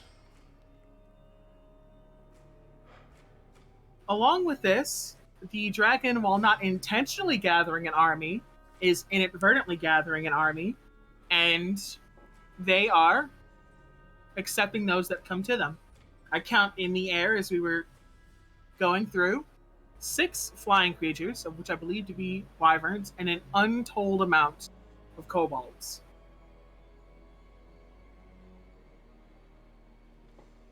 An uncountable amount, along with the dragon itself. We spoke with the dragon. We received a name from the dragon. And the dragon informed us that it would not be leaving. Due to some other matters that are a little bit more secretive at this time, it was driven away from a particular area and has settled there. Now to the important part of everything that I'd like to get to.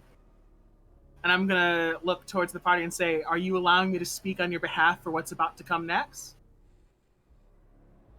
So far, I'm backing every word you said.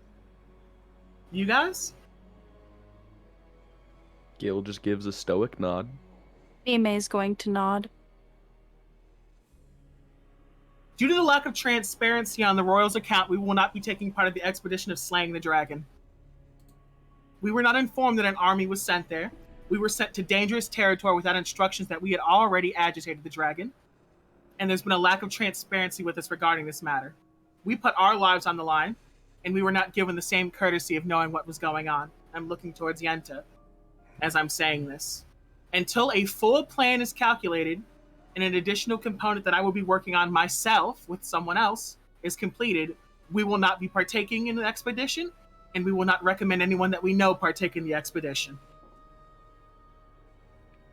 You can watch O'Brien kind of uncomfortably shift and follow your gaze over to the Goliath.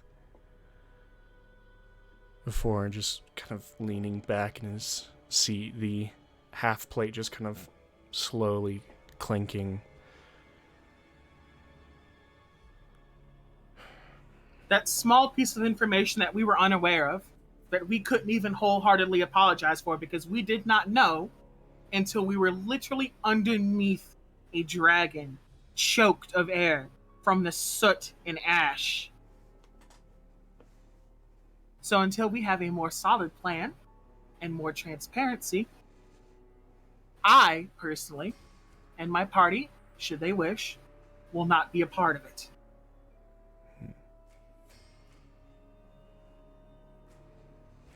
I really want to emphasize the fact that had that not occurred, the price possibly would have been lower than 1,000 per cart.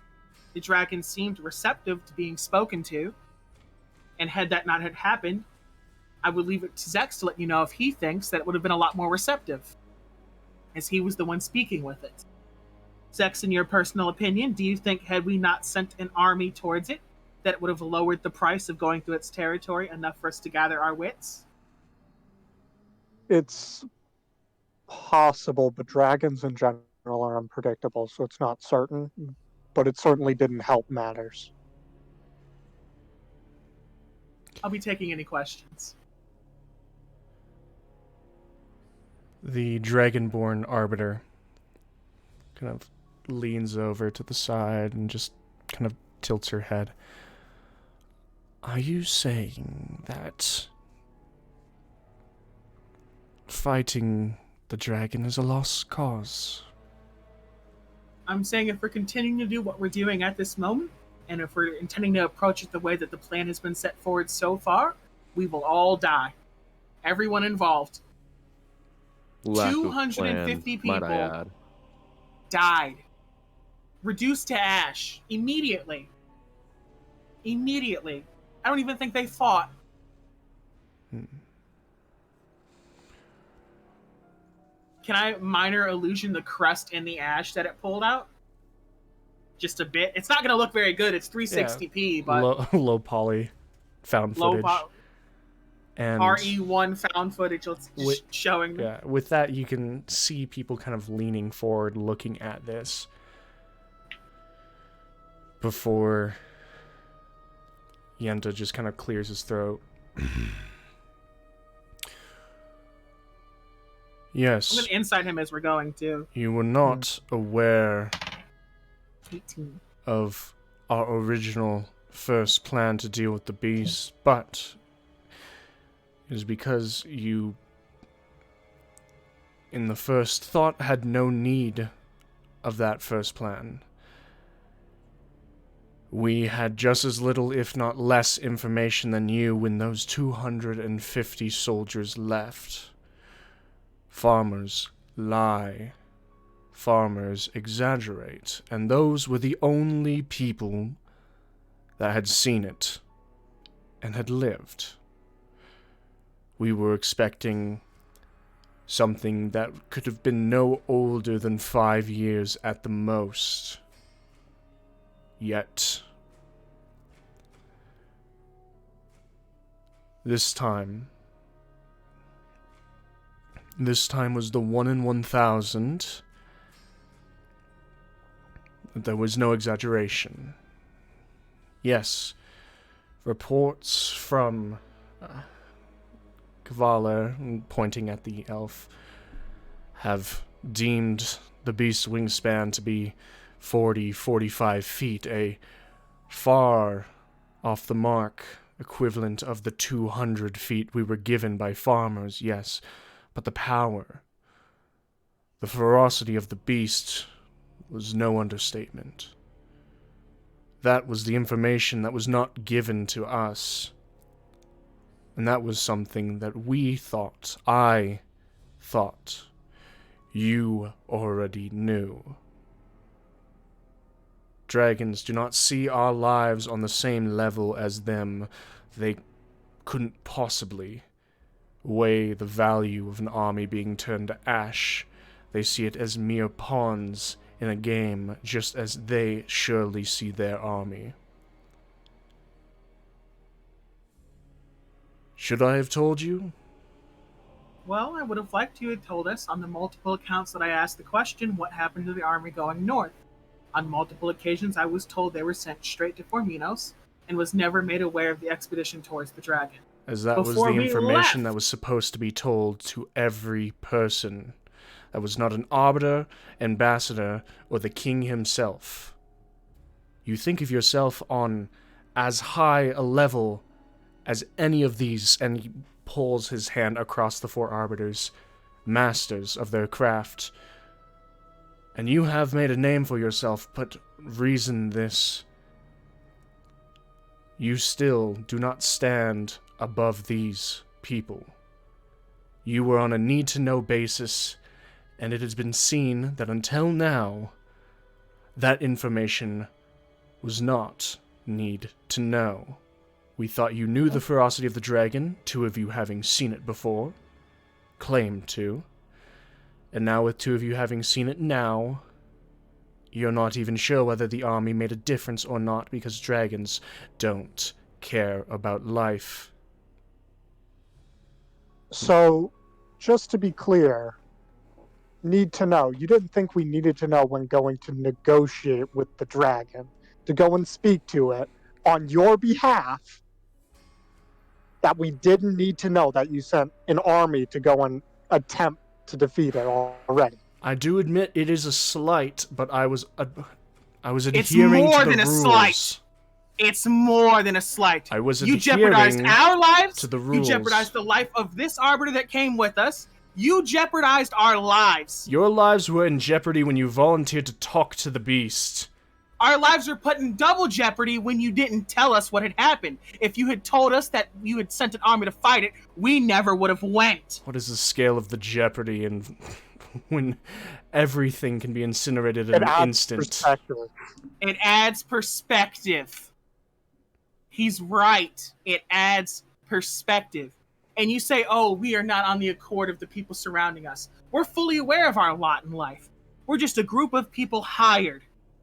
But you trusted us to do work for you, and need to know will not work moving forward. So as I've said, until there is full transparency with the matter, we will not be partaking of the expedition. We will not recommend anyone partake in it, and we will not be providing any support whatsoever because our lives were forfeit.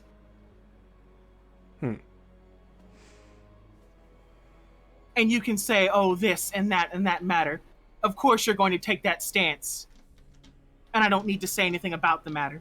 So if we're going to come to the point of need to know, you weren't deemed important, this and that, when we were the ones putting in the actual footwork, negotiating. If not for us, left to your own devices, you would have no way through the dragon's territory. So before you say something about us being less than others and not being equal, remember for that the next few months, you eat because we did that for you. You eat because of us. And Insight how much checking did the you room. say this deal was?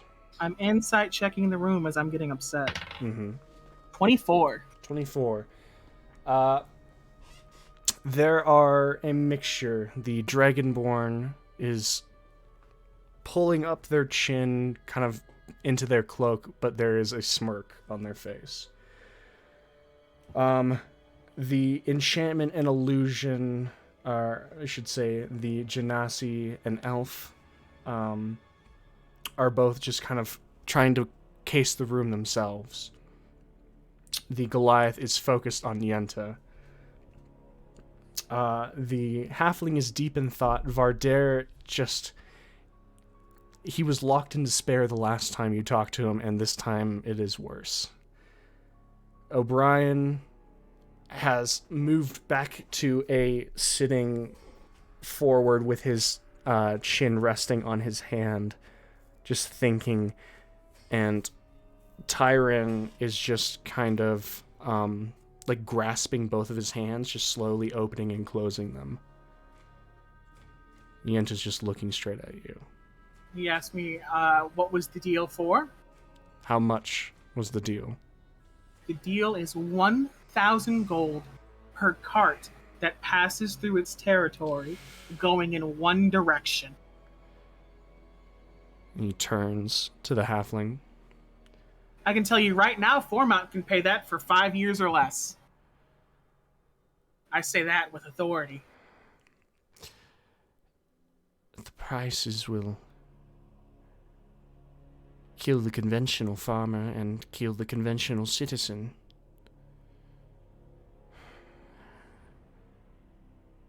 At this point, it is a desperation plea to buy time. It's, of course, does not take an economist to see that it is not sustainable in any form. Off of my head, we'd be able to,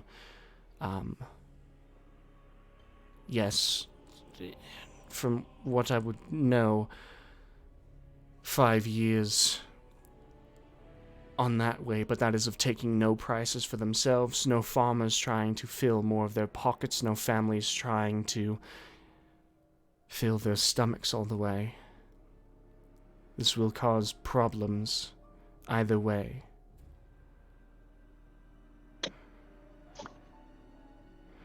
But it's better than no carts at all, isn't it? It's better And it's than the nothing. best we could do with what we had. We're lucky we lived. And I'm gonna look Good towards thing the. at least one of you thought about the commoners.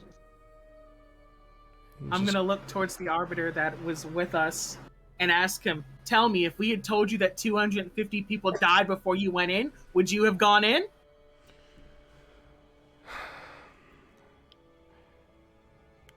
"250 people bearing your mark. Would you have gone in?" It is... You can see him kind of grimace as he kind of says it. Responsibility. We must bear, but we do not wish to go back there. And Yenta goes, there is no need. Yes, you three have been busy for the past 3 days, but I have been busy as well. Just as you have called this meeting in, I was going to call a meeting myself. Which is also good that Kamer is here and gesturing to the halfling. As there has been talks of other possibilities and a better plan. Because as far as I can see, This still is a looking at you, need-to-know Rem. basis plan. As far as I can see, all you are doing is pointing out things you have an issue with currently and offering no solutions, apart from something that will starve us in possibly half a decade. And well, I'm sure some of the more pacifists of us will appreciate that. I still plan on getting this done quickly. Whether the 5 of you wish to take part in it, that is your choice, and I will not hold you to any of it, as you are but mercenaries. However, and he pulls and declips his scabbard sword. As he pulls it up, you can see it's a claymore. Impressive in size and incredibly intricate and carved. However, as he slams it down on the table with a resounding crack, it kind of pulls out of the scabbard, and those of you that are familiar with weapons, Zex, Gil, Nime, you can see very easily that although the blade is beautiful, it also shows much sign of use. What is the main weakness of this? Against a dragon, the beast can fly above us. Now, if I was inclined to think as the thoughts in this room have been for the past half an hour, I would not offer anything past this, but instead I can offer a solution. Would you care to hear it? I'd first say that the 1,000 gold tariff that was negotiated was never meant to be a solution. It was to buy us time. More than the 20 days that you informed us of before. That's what that was. My frustration comes from the lack of transparency. And let me be You say it's perfectly need transparent. to know, and moving forward, I would like everything to be completely transparent regarding this matter. And I'm looking to Vidaire and saying, I'm asking you this as the Speaker of the Crown. Complete transparency, nothing behind anything else.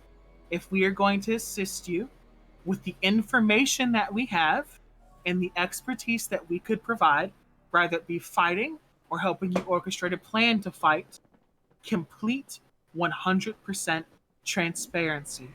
To put this in the same words that he used toward me regarding this matter, we want to be considered equals. Vardair is still just kind of looking down at the table, but you do notice that as you shift the conversation over Vardair, Yenta actually does give pause. Vardair kind of meets your eyes. Persuasion! Advantage? Can I help? Can I have advantage because I'm on the warpath? Oh, right. I don't have advantage. I'm on the warpath? I will still give advantage though. So far, you guys have been a cohesive unit, and none of you have detracted from kind of the point of all of this. 21. 21 kind of looks. The High King has seen it fit to draw back any and all curtains on this matter. And he kind of looks towards Ilkewin, the Goliath. Abresdul has been seen as a matter of grave concern, and if anyone takes part in it, they will be putting their life several times over on the line. Although we will keep it away from the general populace, as the plan to slowly inform the citizens what has transpired without causing a mass panic is still in order. Everyone in this room has proven themselves capable of not succumbing to that mass hysteria. Please continue. Into nods. As I was saying, would anyone care to present a solution to this beast flying above our heads? We can wait, plan, actually come up with something that might have a chance of working besides, gathering up as many people as you can think of in 20 days and half-assing our way through it. Well, there is no longer a simple charge in order.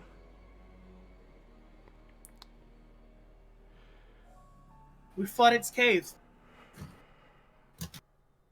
Interesting. The cave it's in is full of soot and ash. Did it come up to my neck at some point? I probably fell in like a hole at some point, right? It came up to your chest at the highest level. Like, there is 3-foot swells of just ash.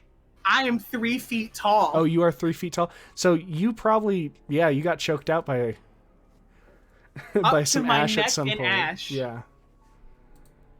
Flood it with enough water, it'll all turn to mud. It'll slow it down for some time. As if we wish to fight it in the lair. I propose the best bet than letting it out and get in the open. I propose something else.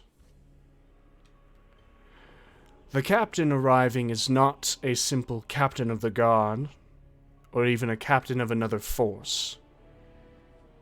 As I'm sure most of you have been aware, We have secured a skyship port in Greywall. If the beast means to fly away from us, we shall give chase. I've been in talks with this captain about outfitting this ship with several ballistas with chain attachments. Eagle-eyed people could receive training, fire on the beast, and together we secure it on the deck for a fight.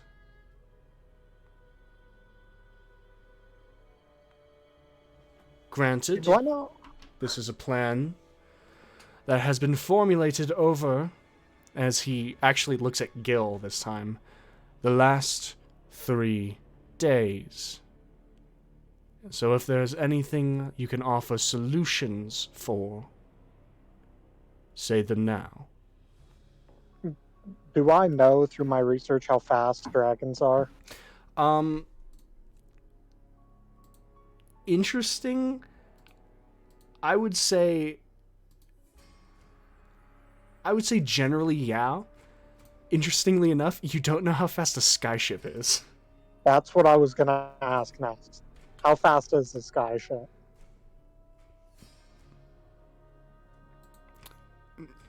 Skyships would be running generally 10 miles per hour. However, it is the dangerous section.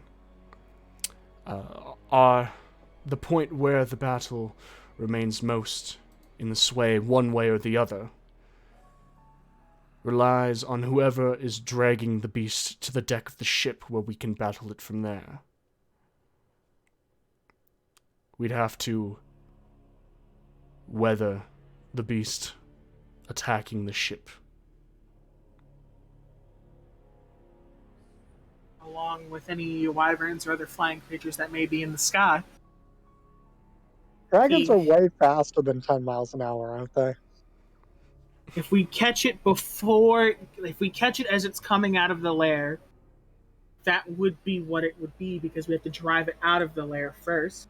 But on top of this, I'm not familiar with how we're at the table. I did request the arbiter of abjuration that I had. Abjuration.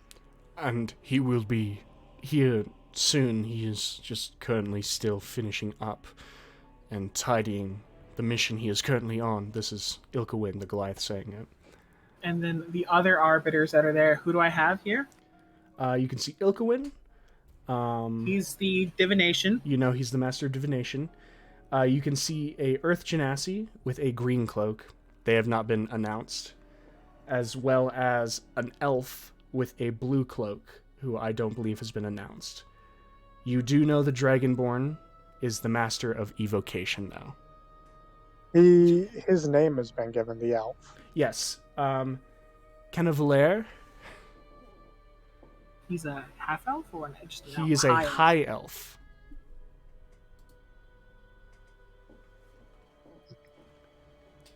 Cannavalaire, you said? Cannavalaire. Can we get a spelling? I'm guessing. He's the arbiter of what? He was not announced, I don't believe. I'm asking them now, Oh. would you like to introduce yourselves before I show this to you? Oh. I mean, again, is Cannavalaire the master of illusions? And then the woman, Earth Genasi. Scoria. I am the master of enchantment.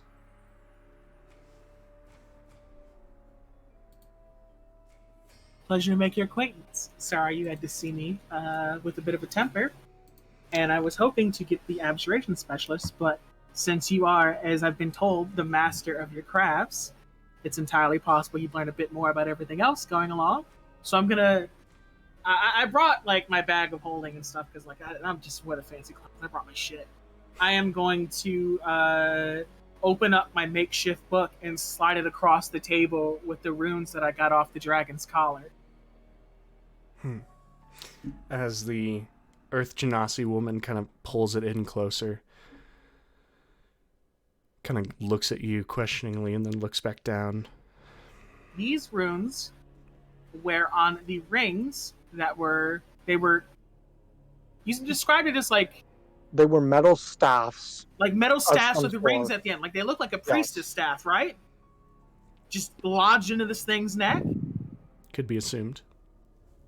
These were the runes around the rings within the rods that were within the dragon's neck, which I'm affectionately calling the dragon's collar. Anyone recognize these? Everyone take a look. This is important information that we risked our lives for. All three arbiter, there's 4. All of them kind of look in at it, and the Genasi, who's kind of like controlling the book. Again, none of us are masters of the observation, but we are able to tell that these are exceedingly high level. I would guess it'd be a ward.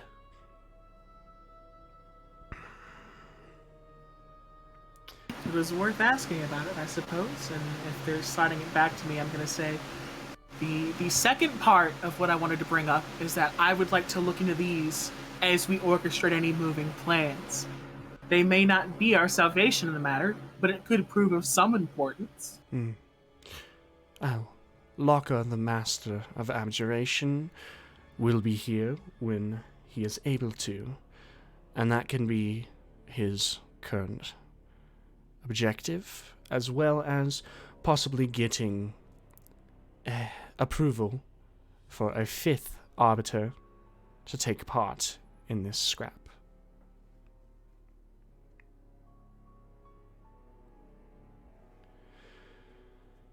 I still think we need more time than 20 days to attempt anything, even if it is this airship plan or whatever. The airship's not necessarily bad. It's not a bad plan, but I think we still need more than 20 days. I don't think we're the ones dictating the time that we have. Apparently, we don't dictate anything here. The dragon is what dictates our time. The dragon's made an agreement with the Obviously 1,000 not. gold. I think it will hold us for a little while. Mm-hmm. I'd guesstimate by its attitude, depending if anything agitates it further, that 20 days would be reasonable. A month, perhaps. You are picking at its forces along its edges, something that you have no choice but to do. And I believe by speaking of it that we have agitated it. It did call itself, and I quote, the World Eater. A frightening And title, to say the least. Being has the elf. decided that it doesn't it doesn't care that we're its neighbors. It will take anything and everything that it wants, no matter how we feel about it. But it did agree to a price, so 30 days seems reasonable to me. I think that's the cap that we should be working with. Anything more would be too bold. Anything more, I wouldn't have any guesstimate to. Could be any day, could not be. It would be important, as being the Dragonborn Arbiter, to strike before the dragon, yes? If the dragon strikes, there's no feasible way to protect everyone in the town. Souls of citizens would be lost. If the dragon attacks first, we have to deal with the dragon, everything that comes with it, and every army it marches up to the door.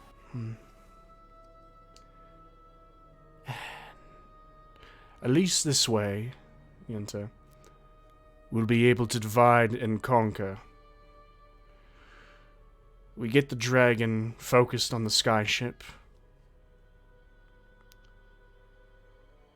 And then, as the dragon is pulled away, we have people try to wipe up the ground forces. I have come to the agreement, as long as it might have taken me, fighting the dragon directly on the ground seems to be more likely to be suicide. Fighting it in the air, we may have a chance, but again, I am open to suggestions. If you have a better plan, make sure it makes its way up the grapevine fast. However, we'll move forward, assuming that the skyship will be the plan. I will work with Kamer to actually finalize the details with the captain of the skyship, and anyone that wants to volunteer to be on the skyship to help face the beast or pilot the ballistas, do so. I will be on the ship no matter what, and I will also designate someone to lead the ground forces.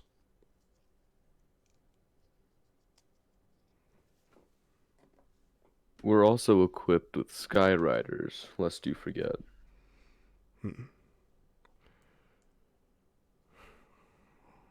Be good to draw out the dragon.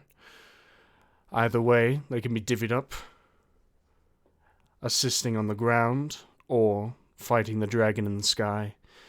What's the number of the Skyriders? 50. I think the best course of action is they help in the sky. I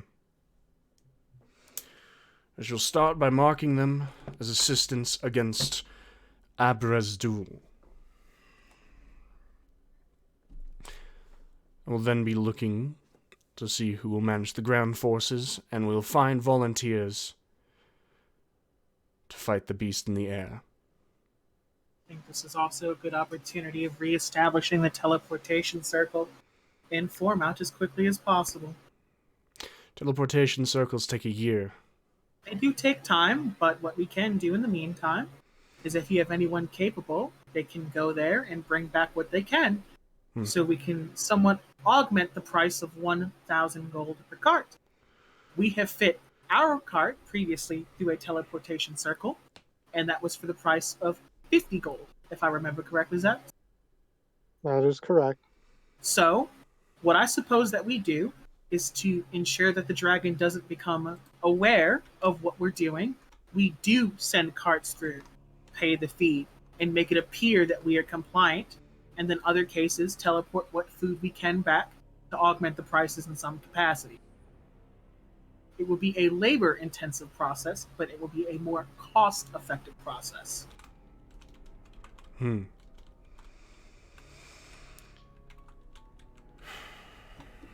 the halfling just... We would have to see how many carts would be negligible. It is a nation, after all.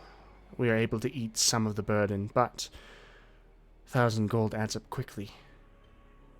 There's no small amount. This would have to be financed by the crown in its entirety. Especially if you'd want to keep the economy on one base, but it is something that would be sustainable for barely any time. But for a couple of days, it could be possible. It would keep the people from becoming aware of rising prices. The prices rise out of season. People become wary. A way of dissuading public panic.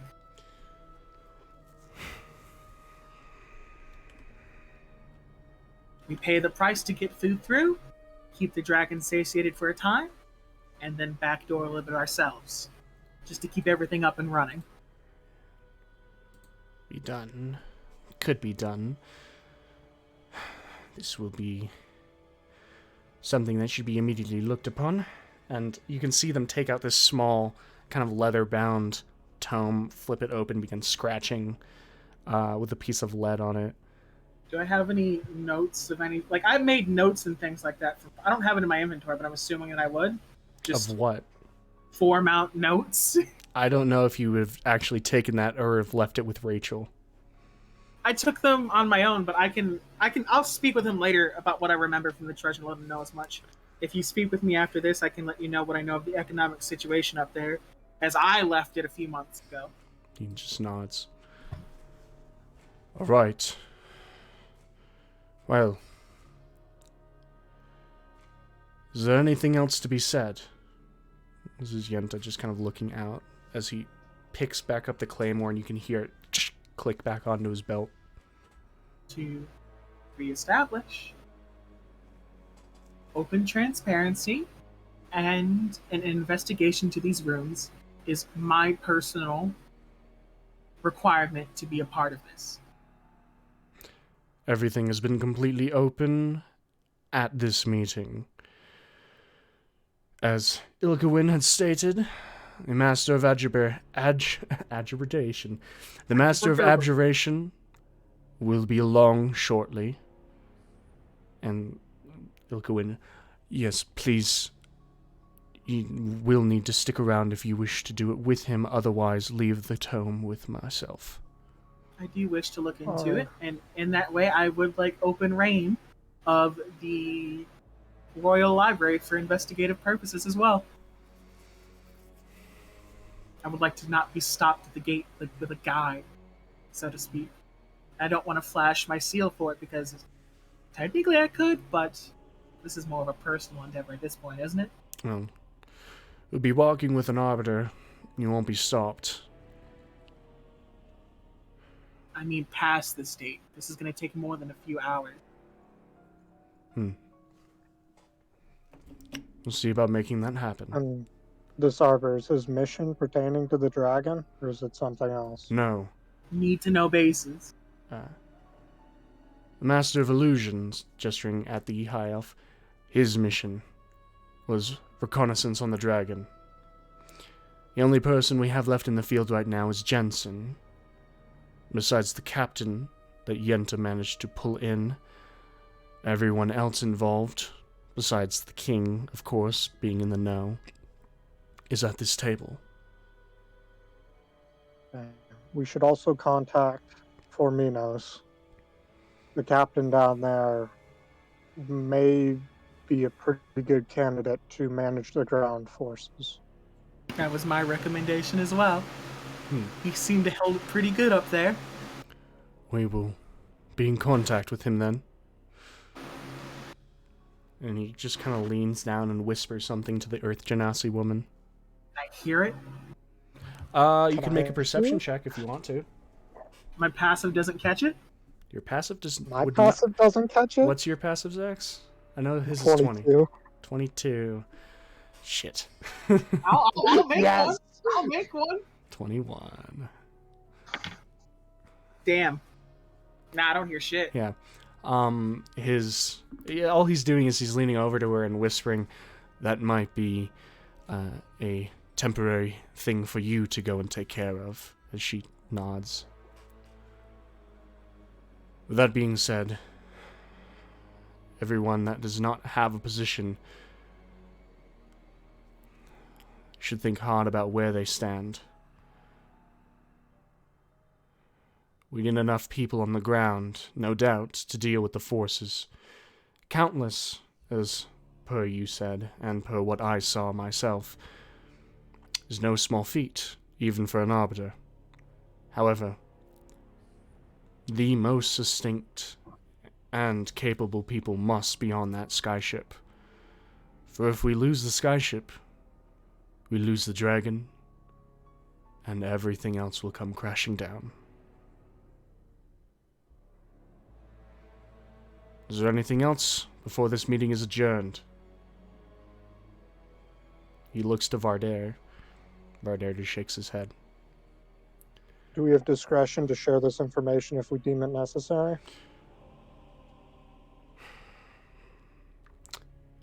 Looks over to Vardair. On what basis? If we... Recruitment, yeah. Recruitment. Only exact details once they agree, but make sure they are notified of the danger. There is to be no sugarcoating on it. However, exact things, names, people involved, do not give away those. The fact that the dragon will be dealt with and the dangers involved with that, of the armies and the dragon itself? Absolutely.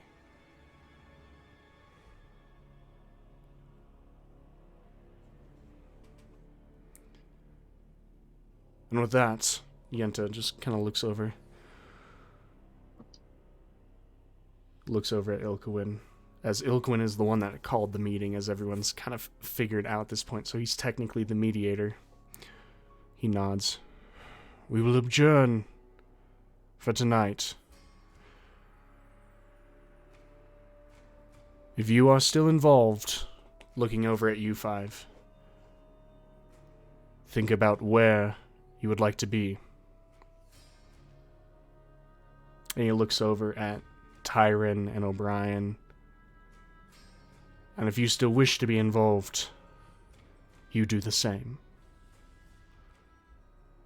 This meeting has been adjourned.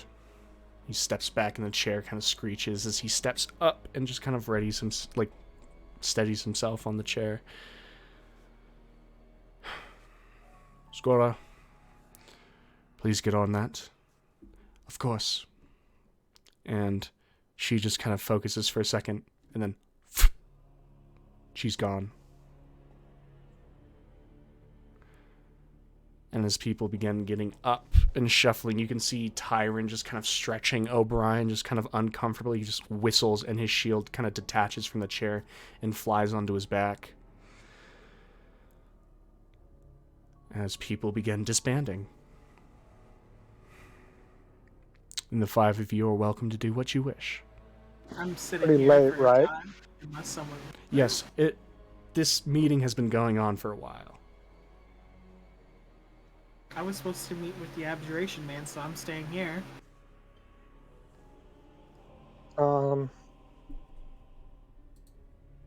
I'd like to whisper into Rem's ear. Are we involved? Are you? Do you want to be involved in knowing what we know now?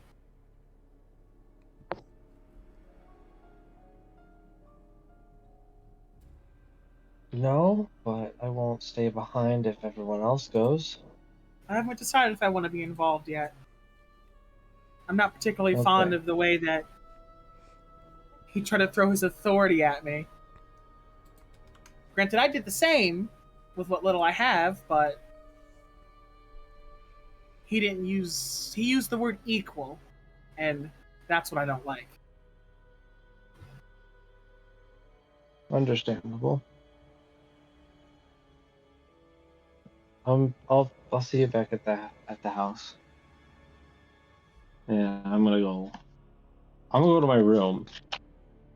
Okay. Anyone else doing anything? I know Rem's Any staying. shops open? Zex? Any shops open right now? I assume it's too late now. It's a little bit late. Unless if you're doing something like getting a drink at a tavern. Gil Nime.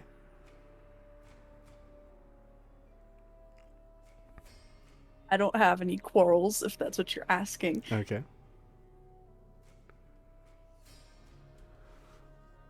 Okay. Nothing else to be done. People kind of shuffle out. Am I the only one that doesn't leave this room? Is Yenta still here? Of the group that leaves. The Dragonborn leaves. The High Elf leaves. Ilkewin, the Goliath, does not leave. Yenta stays for a second and talks to Ilkewin. The Halfling is kind of still writing and doesn't actually leave a seat at the moment. Varder excuses himself. And O'Brien and Tyron leave. Tyron just walks out nonchalantly. O'Brien has seemed to have gotten a new level of caution as he just kind of scans the room before leaving himself.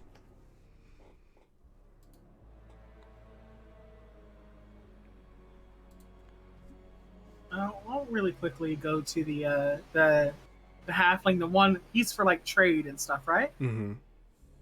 I'll reach over to allow me and like scroll down the notes of what I remember about Formount and, all the numbers that I remember. Yeah, best you can do. You kind of go there and I remember what the treasury was like when I left. yeah, of just the bare minimum that you've gotten, with any details that you're not too afraid of getting wrong. You just kind of scroll down. Thank you. I will see how long we'll be able to hold out for, and how many wagons we can afford to send through. She just kind of gathers all of this up into a bundle in his chest, hops down from the chair. So good luck to you. And moves off. Yenta finishes his conversation. I'm going to look at him as if I want to speak with him. As he catches the eye, he's about halfway out of this room and he just pauses.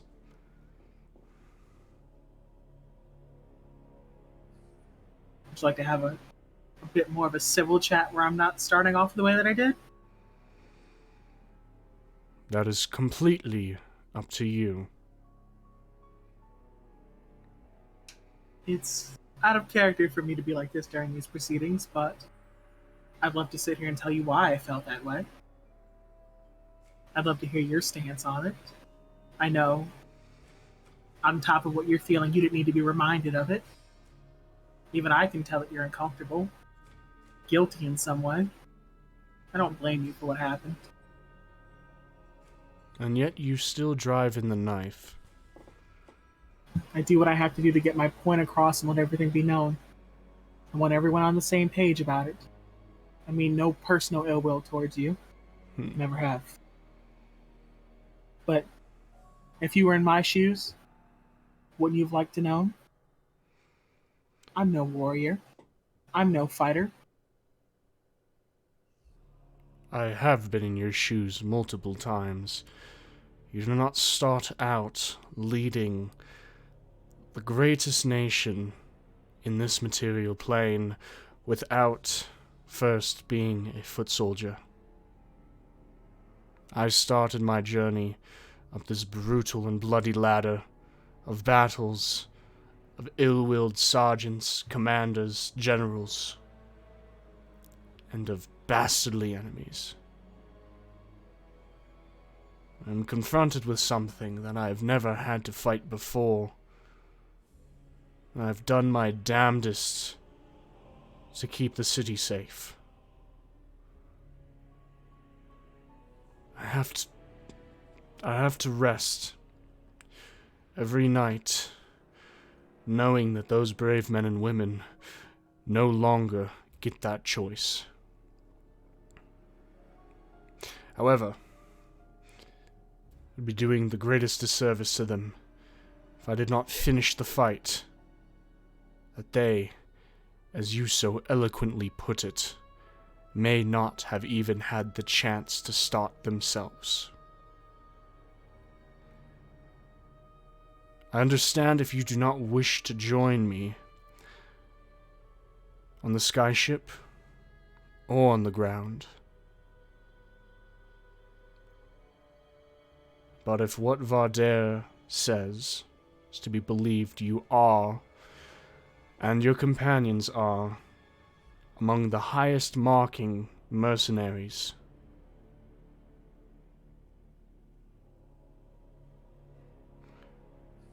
Is the reason I was convinced that your insight may be valuable. I was convinced that you were all nothing but lucky children. People that had come into power too quickly for their own good. Even upon screaming in me in this room, upon twisting in quite possibly my greatest failure, you still showed temperament. And that is not lost on me.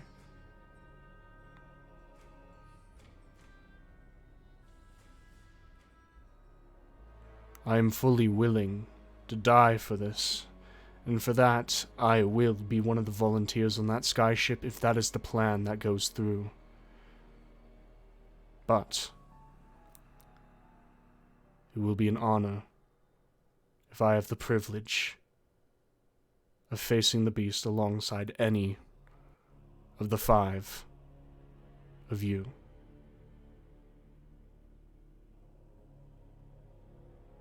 Your words mean a great deal. And if I may be so bold, I only offer you one piece of advice. If you'll take it.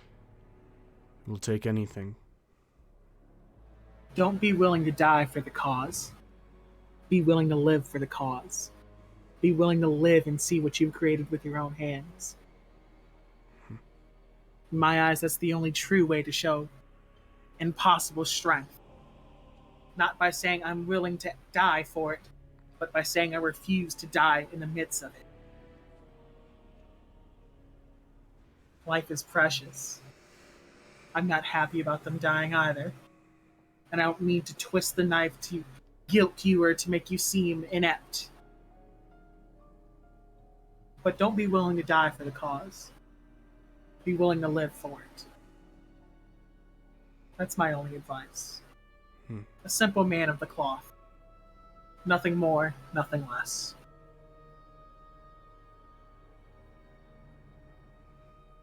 He just pauses and everything, his breath, his stride. Looks down. You see him pull the claymore just about a quarter out of the sheath and look at the blade before just letting it slide back in and striding away.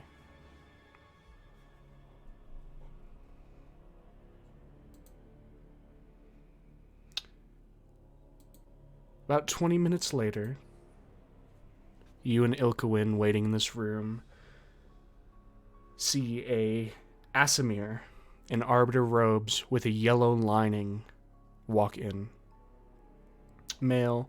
You can see the hair underneath the robe is very, very short, the face clean shaven, the eyes completely white, and small blue lines that go from right underneath where the nostrils kind of flare out along until disappearing into the jawline and underneath the cloak.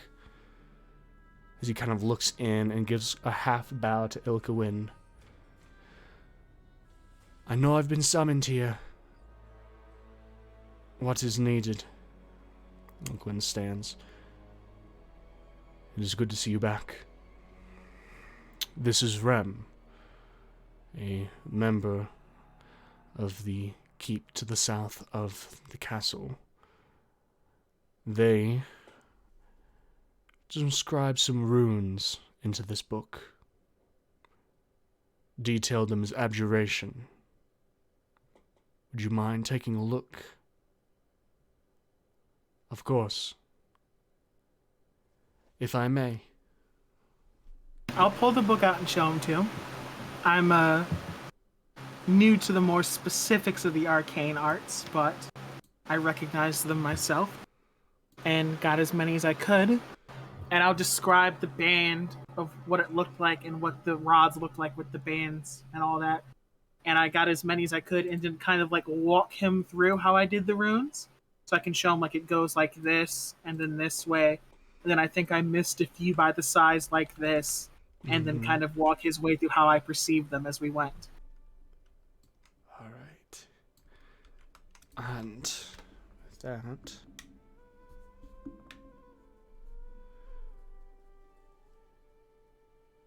and these were embedded into the creature. The rods were, yes. In its throat, it sounded like it was choking.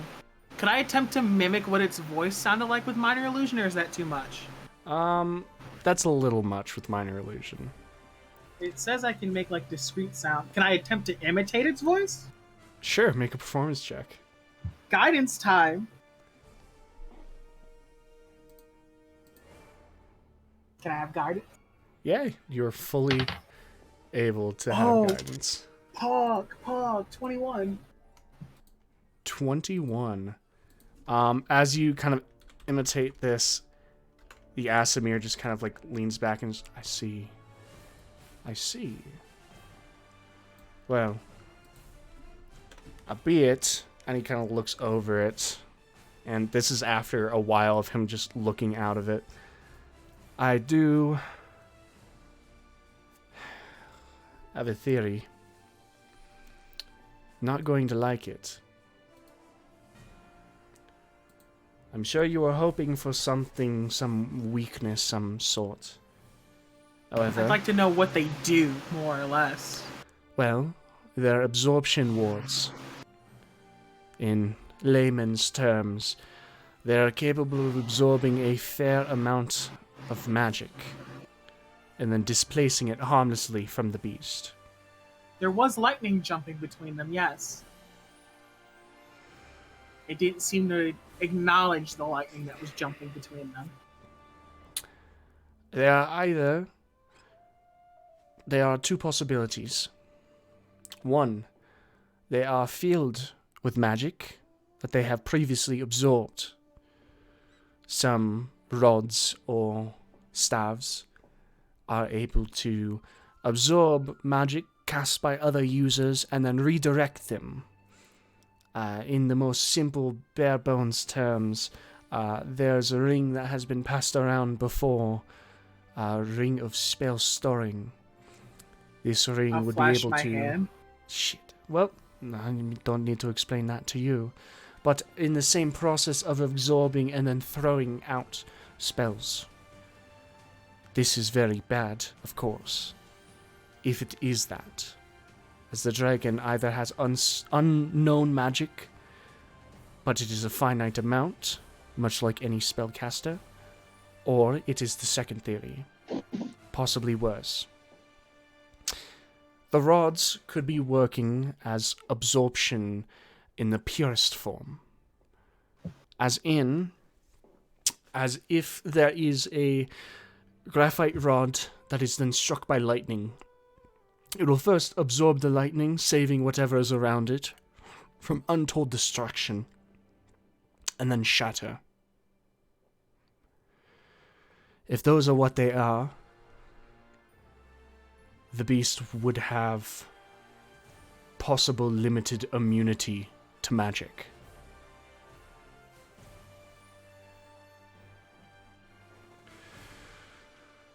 Neither of these possibilities are an advantage for us.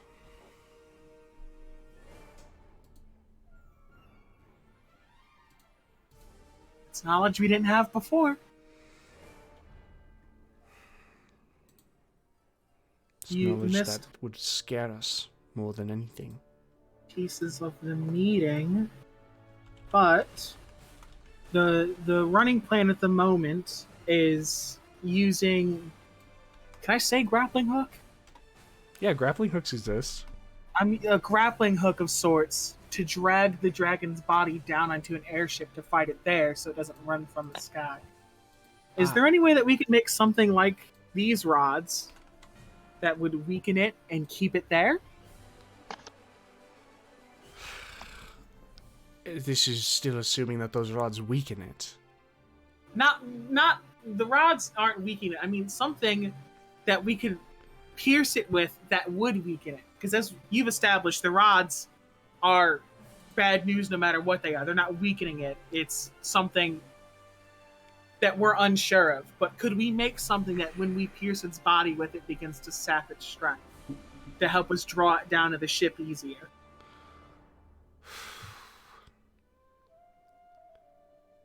I would have to get details of the actual plan. This, shooting with grappling hooks is, intense to say the least. He doesn't want it to fly away, and it's better than fighting on the ground. Well, I'm sure you anything's can get better the than specifics fighting from it him. on the ground. I mean, I'm kind of how many of shrugging us a bit could at the fly? telling. I'm going to. I have my broom with me. I'm sure he can see it, so I'm going to kind of gesture towards it. If you think you can outrun a dragon, you are welcome to try, my friend. I couldn't outrun that dragon in my dreams. And we are back at square one. But if we catch it as it comes out and then drag it down to the ship, we negate some of the issue. It's not a bad plan, but I thought I'd bring these rods to focus, and now we know that magic probably isn't our best idea. It is a good thing you are using, as you said, grappling hooks.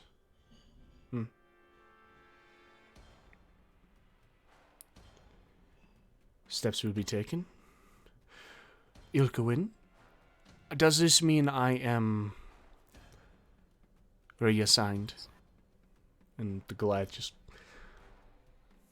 It is possible, of course, but that is finally up to the king to decide. He nods. Of course. I will,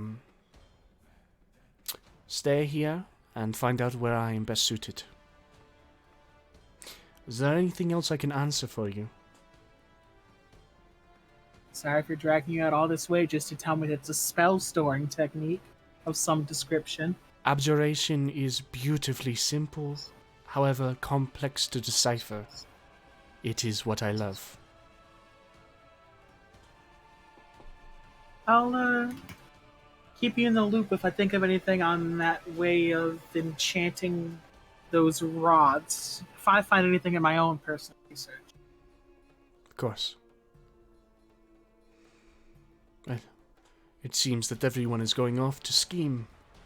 Perhaps I should do the same. Of course. Run. I assume you will be able to get in contact if you need anyone. However, the next meeting, I'm sure you'll be informed of. And the progress made with the skyship. Or, if any of you do have better plans, do not be afraid to voice them, as they may save a life. That I've shown today, I doubt they'll want to invite me back. Why didn't you say anything to them? Does not feel as if it's my place. You say responsibility. It was our responsibility. Everyone has responsibility. But you can be honest with me. If you knew what we knew now, would you have gone? Yes. Because of responsibility? He just kind of looks off for a second. Insight! Oh, 18, that yes. He's thinking. He's thinking real good. Oh, like it. As I'll obviously this is a conflicting time. I'll flat out tell you. You know, I feel some form of responsibility, but no amount of responsibility is worth my life. It's not. If I let it take my life, then I don't have anything else that I can provide to the world. I was taken up by one thing that could have been avoided, that while it was important, was not the most important. Responsibility is all well and good, but responsibility is something to wear proudly, not shoes made of stone in a river. Well,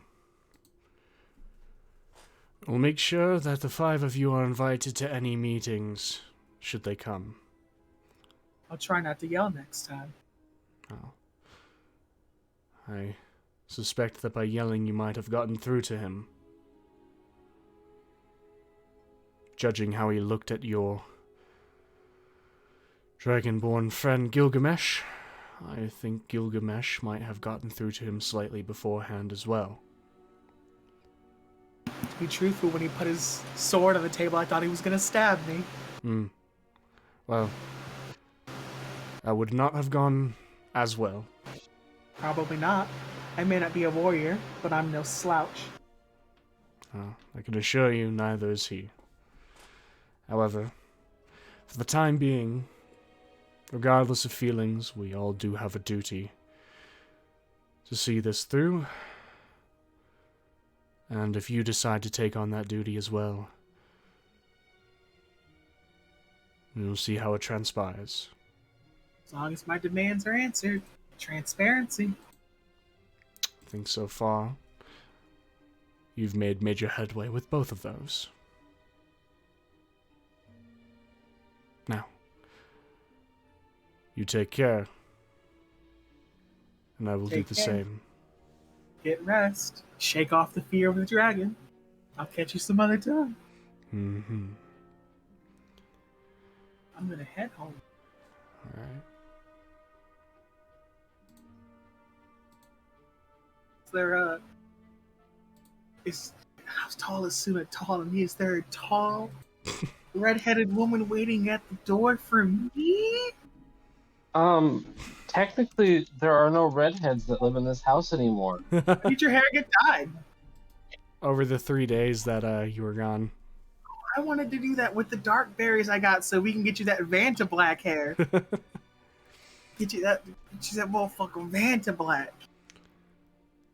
But as you walk out, Sorry, we'll have to redo it eventually, I'm sure. yeah, I'm sure. absolutely. I did look it up. Disguise kids do have hair dye, by the way. Sick. But as you walk out, as the night air bites into you, you walk out of another meeting, but with a different sense put into you. As some of you might feel purpose and a renewed sense of what needs to be done, perhaps others might feel doubt, uncertainty for what lies ahead. And with that, we're going to end the session for tonight. Hey. What are we naming this one? Was it aggressive? No, like is it felt aggressive aggressive. negotiations? It felt aggressive, but oh my god. I wouldn't. Thank you guys for hanging out. Thank you, Nightmare Ann, for the follow, because I do all this stuff at the end. Thank you, A Mixture of Jazz and Helminia, for making me put on and take off glasses multiple times over the stream. We didn't make you take them off. I know, per but se. it stays on for a took minute. them off. It says in the description how long they stay. You know what? I will spend. How many points would that be? If it's My favorite is Swim was found out. Oof. But thank you guys so much. Nightmare Ann for being in here. Ark for being in here. Swim for being in here. Mangled for being in here. And of course, Helminia, James, Suzanne, Alpha, and Jazz for coming in here. I know there was no combat in this session. However, it seems the war machine approaches ever closer. And I yelled at some people. That was pretty. you yelled combat. at people. That was Emotional. pretty fun. Emotional combat. But you guys, with an amazing session. Session 70, my guys. Has 70? 70. so many sessions. This catches me off guard every week. I swear. At session 100, something will happen. Session I don't know what it 100. is, but we'll do something fun We will. on Just wait. session Well, 100. I promise we will. Our DM gets blitzed. Oh god. Oh boy. Everyone of legal age gets blitzed. We do and a, try we to do we do a barroom one blitz. shot. We try to run a one shot. Fuck We do- you, Alpha and James. Alpha James can't. So they could dual wield DMing, as everyone else is just unbelievably unable to do anything. Trying to keep us together. I can use that character I've been talking to you about. They won't know what the fuck to do with it. Yeah, the stream title would be Herding Cats. Herding The Cats on shades back Catnip. on, JC. I did. Dude, Put the shades I back did. on. They're on. But thank you everybody so much for watching. If you haven't followed yet, make sure to follow. If you haven't subscribed to the YouTube to keep up with the 70 sessions now. Episode 68 just went live this morning, as every Thursday a new episode goes live. And there's a little bit of spacing in the middle, but let's be honest here. 70 sessions is plenty to get through right now. One got lost. But thank you everybody so much for watching. Make sure to follow if you're on Twitch, subscribe if you're on YouTube, and if you want to join the Discord, in both there is a link below. You all take care, and I'm sure these guys, these wonderful, beautiful people, are going to do some planning of their own. So everyone take care, and we'll see you in the next video or stream. Take care, guys.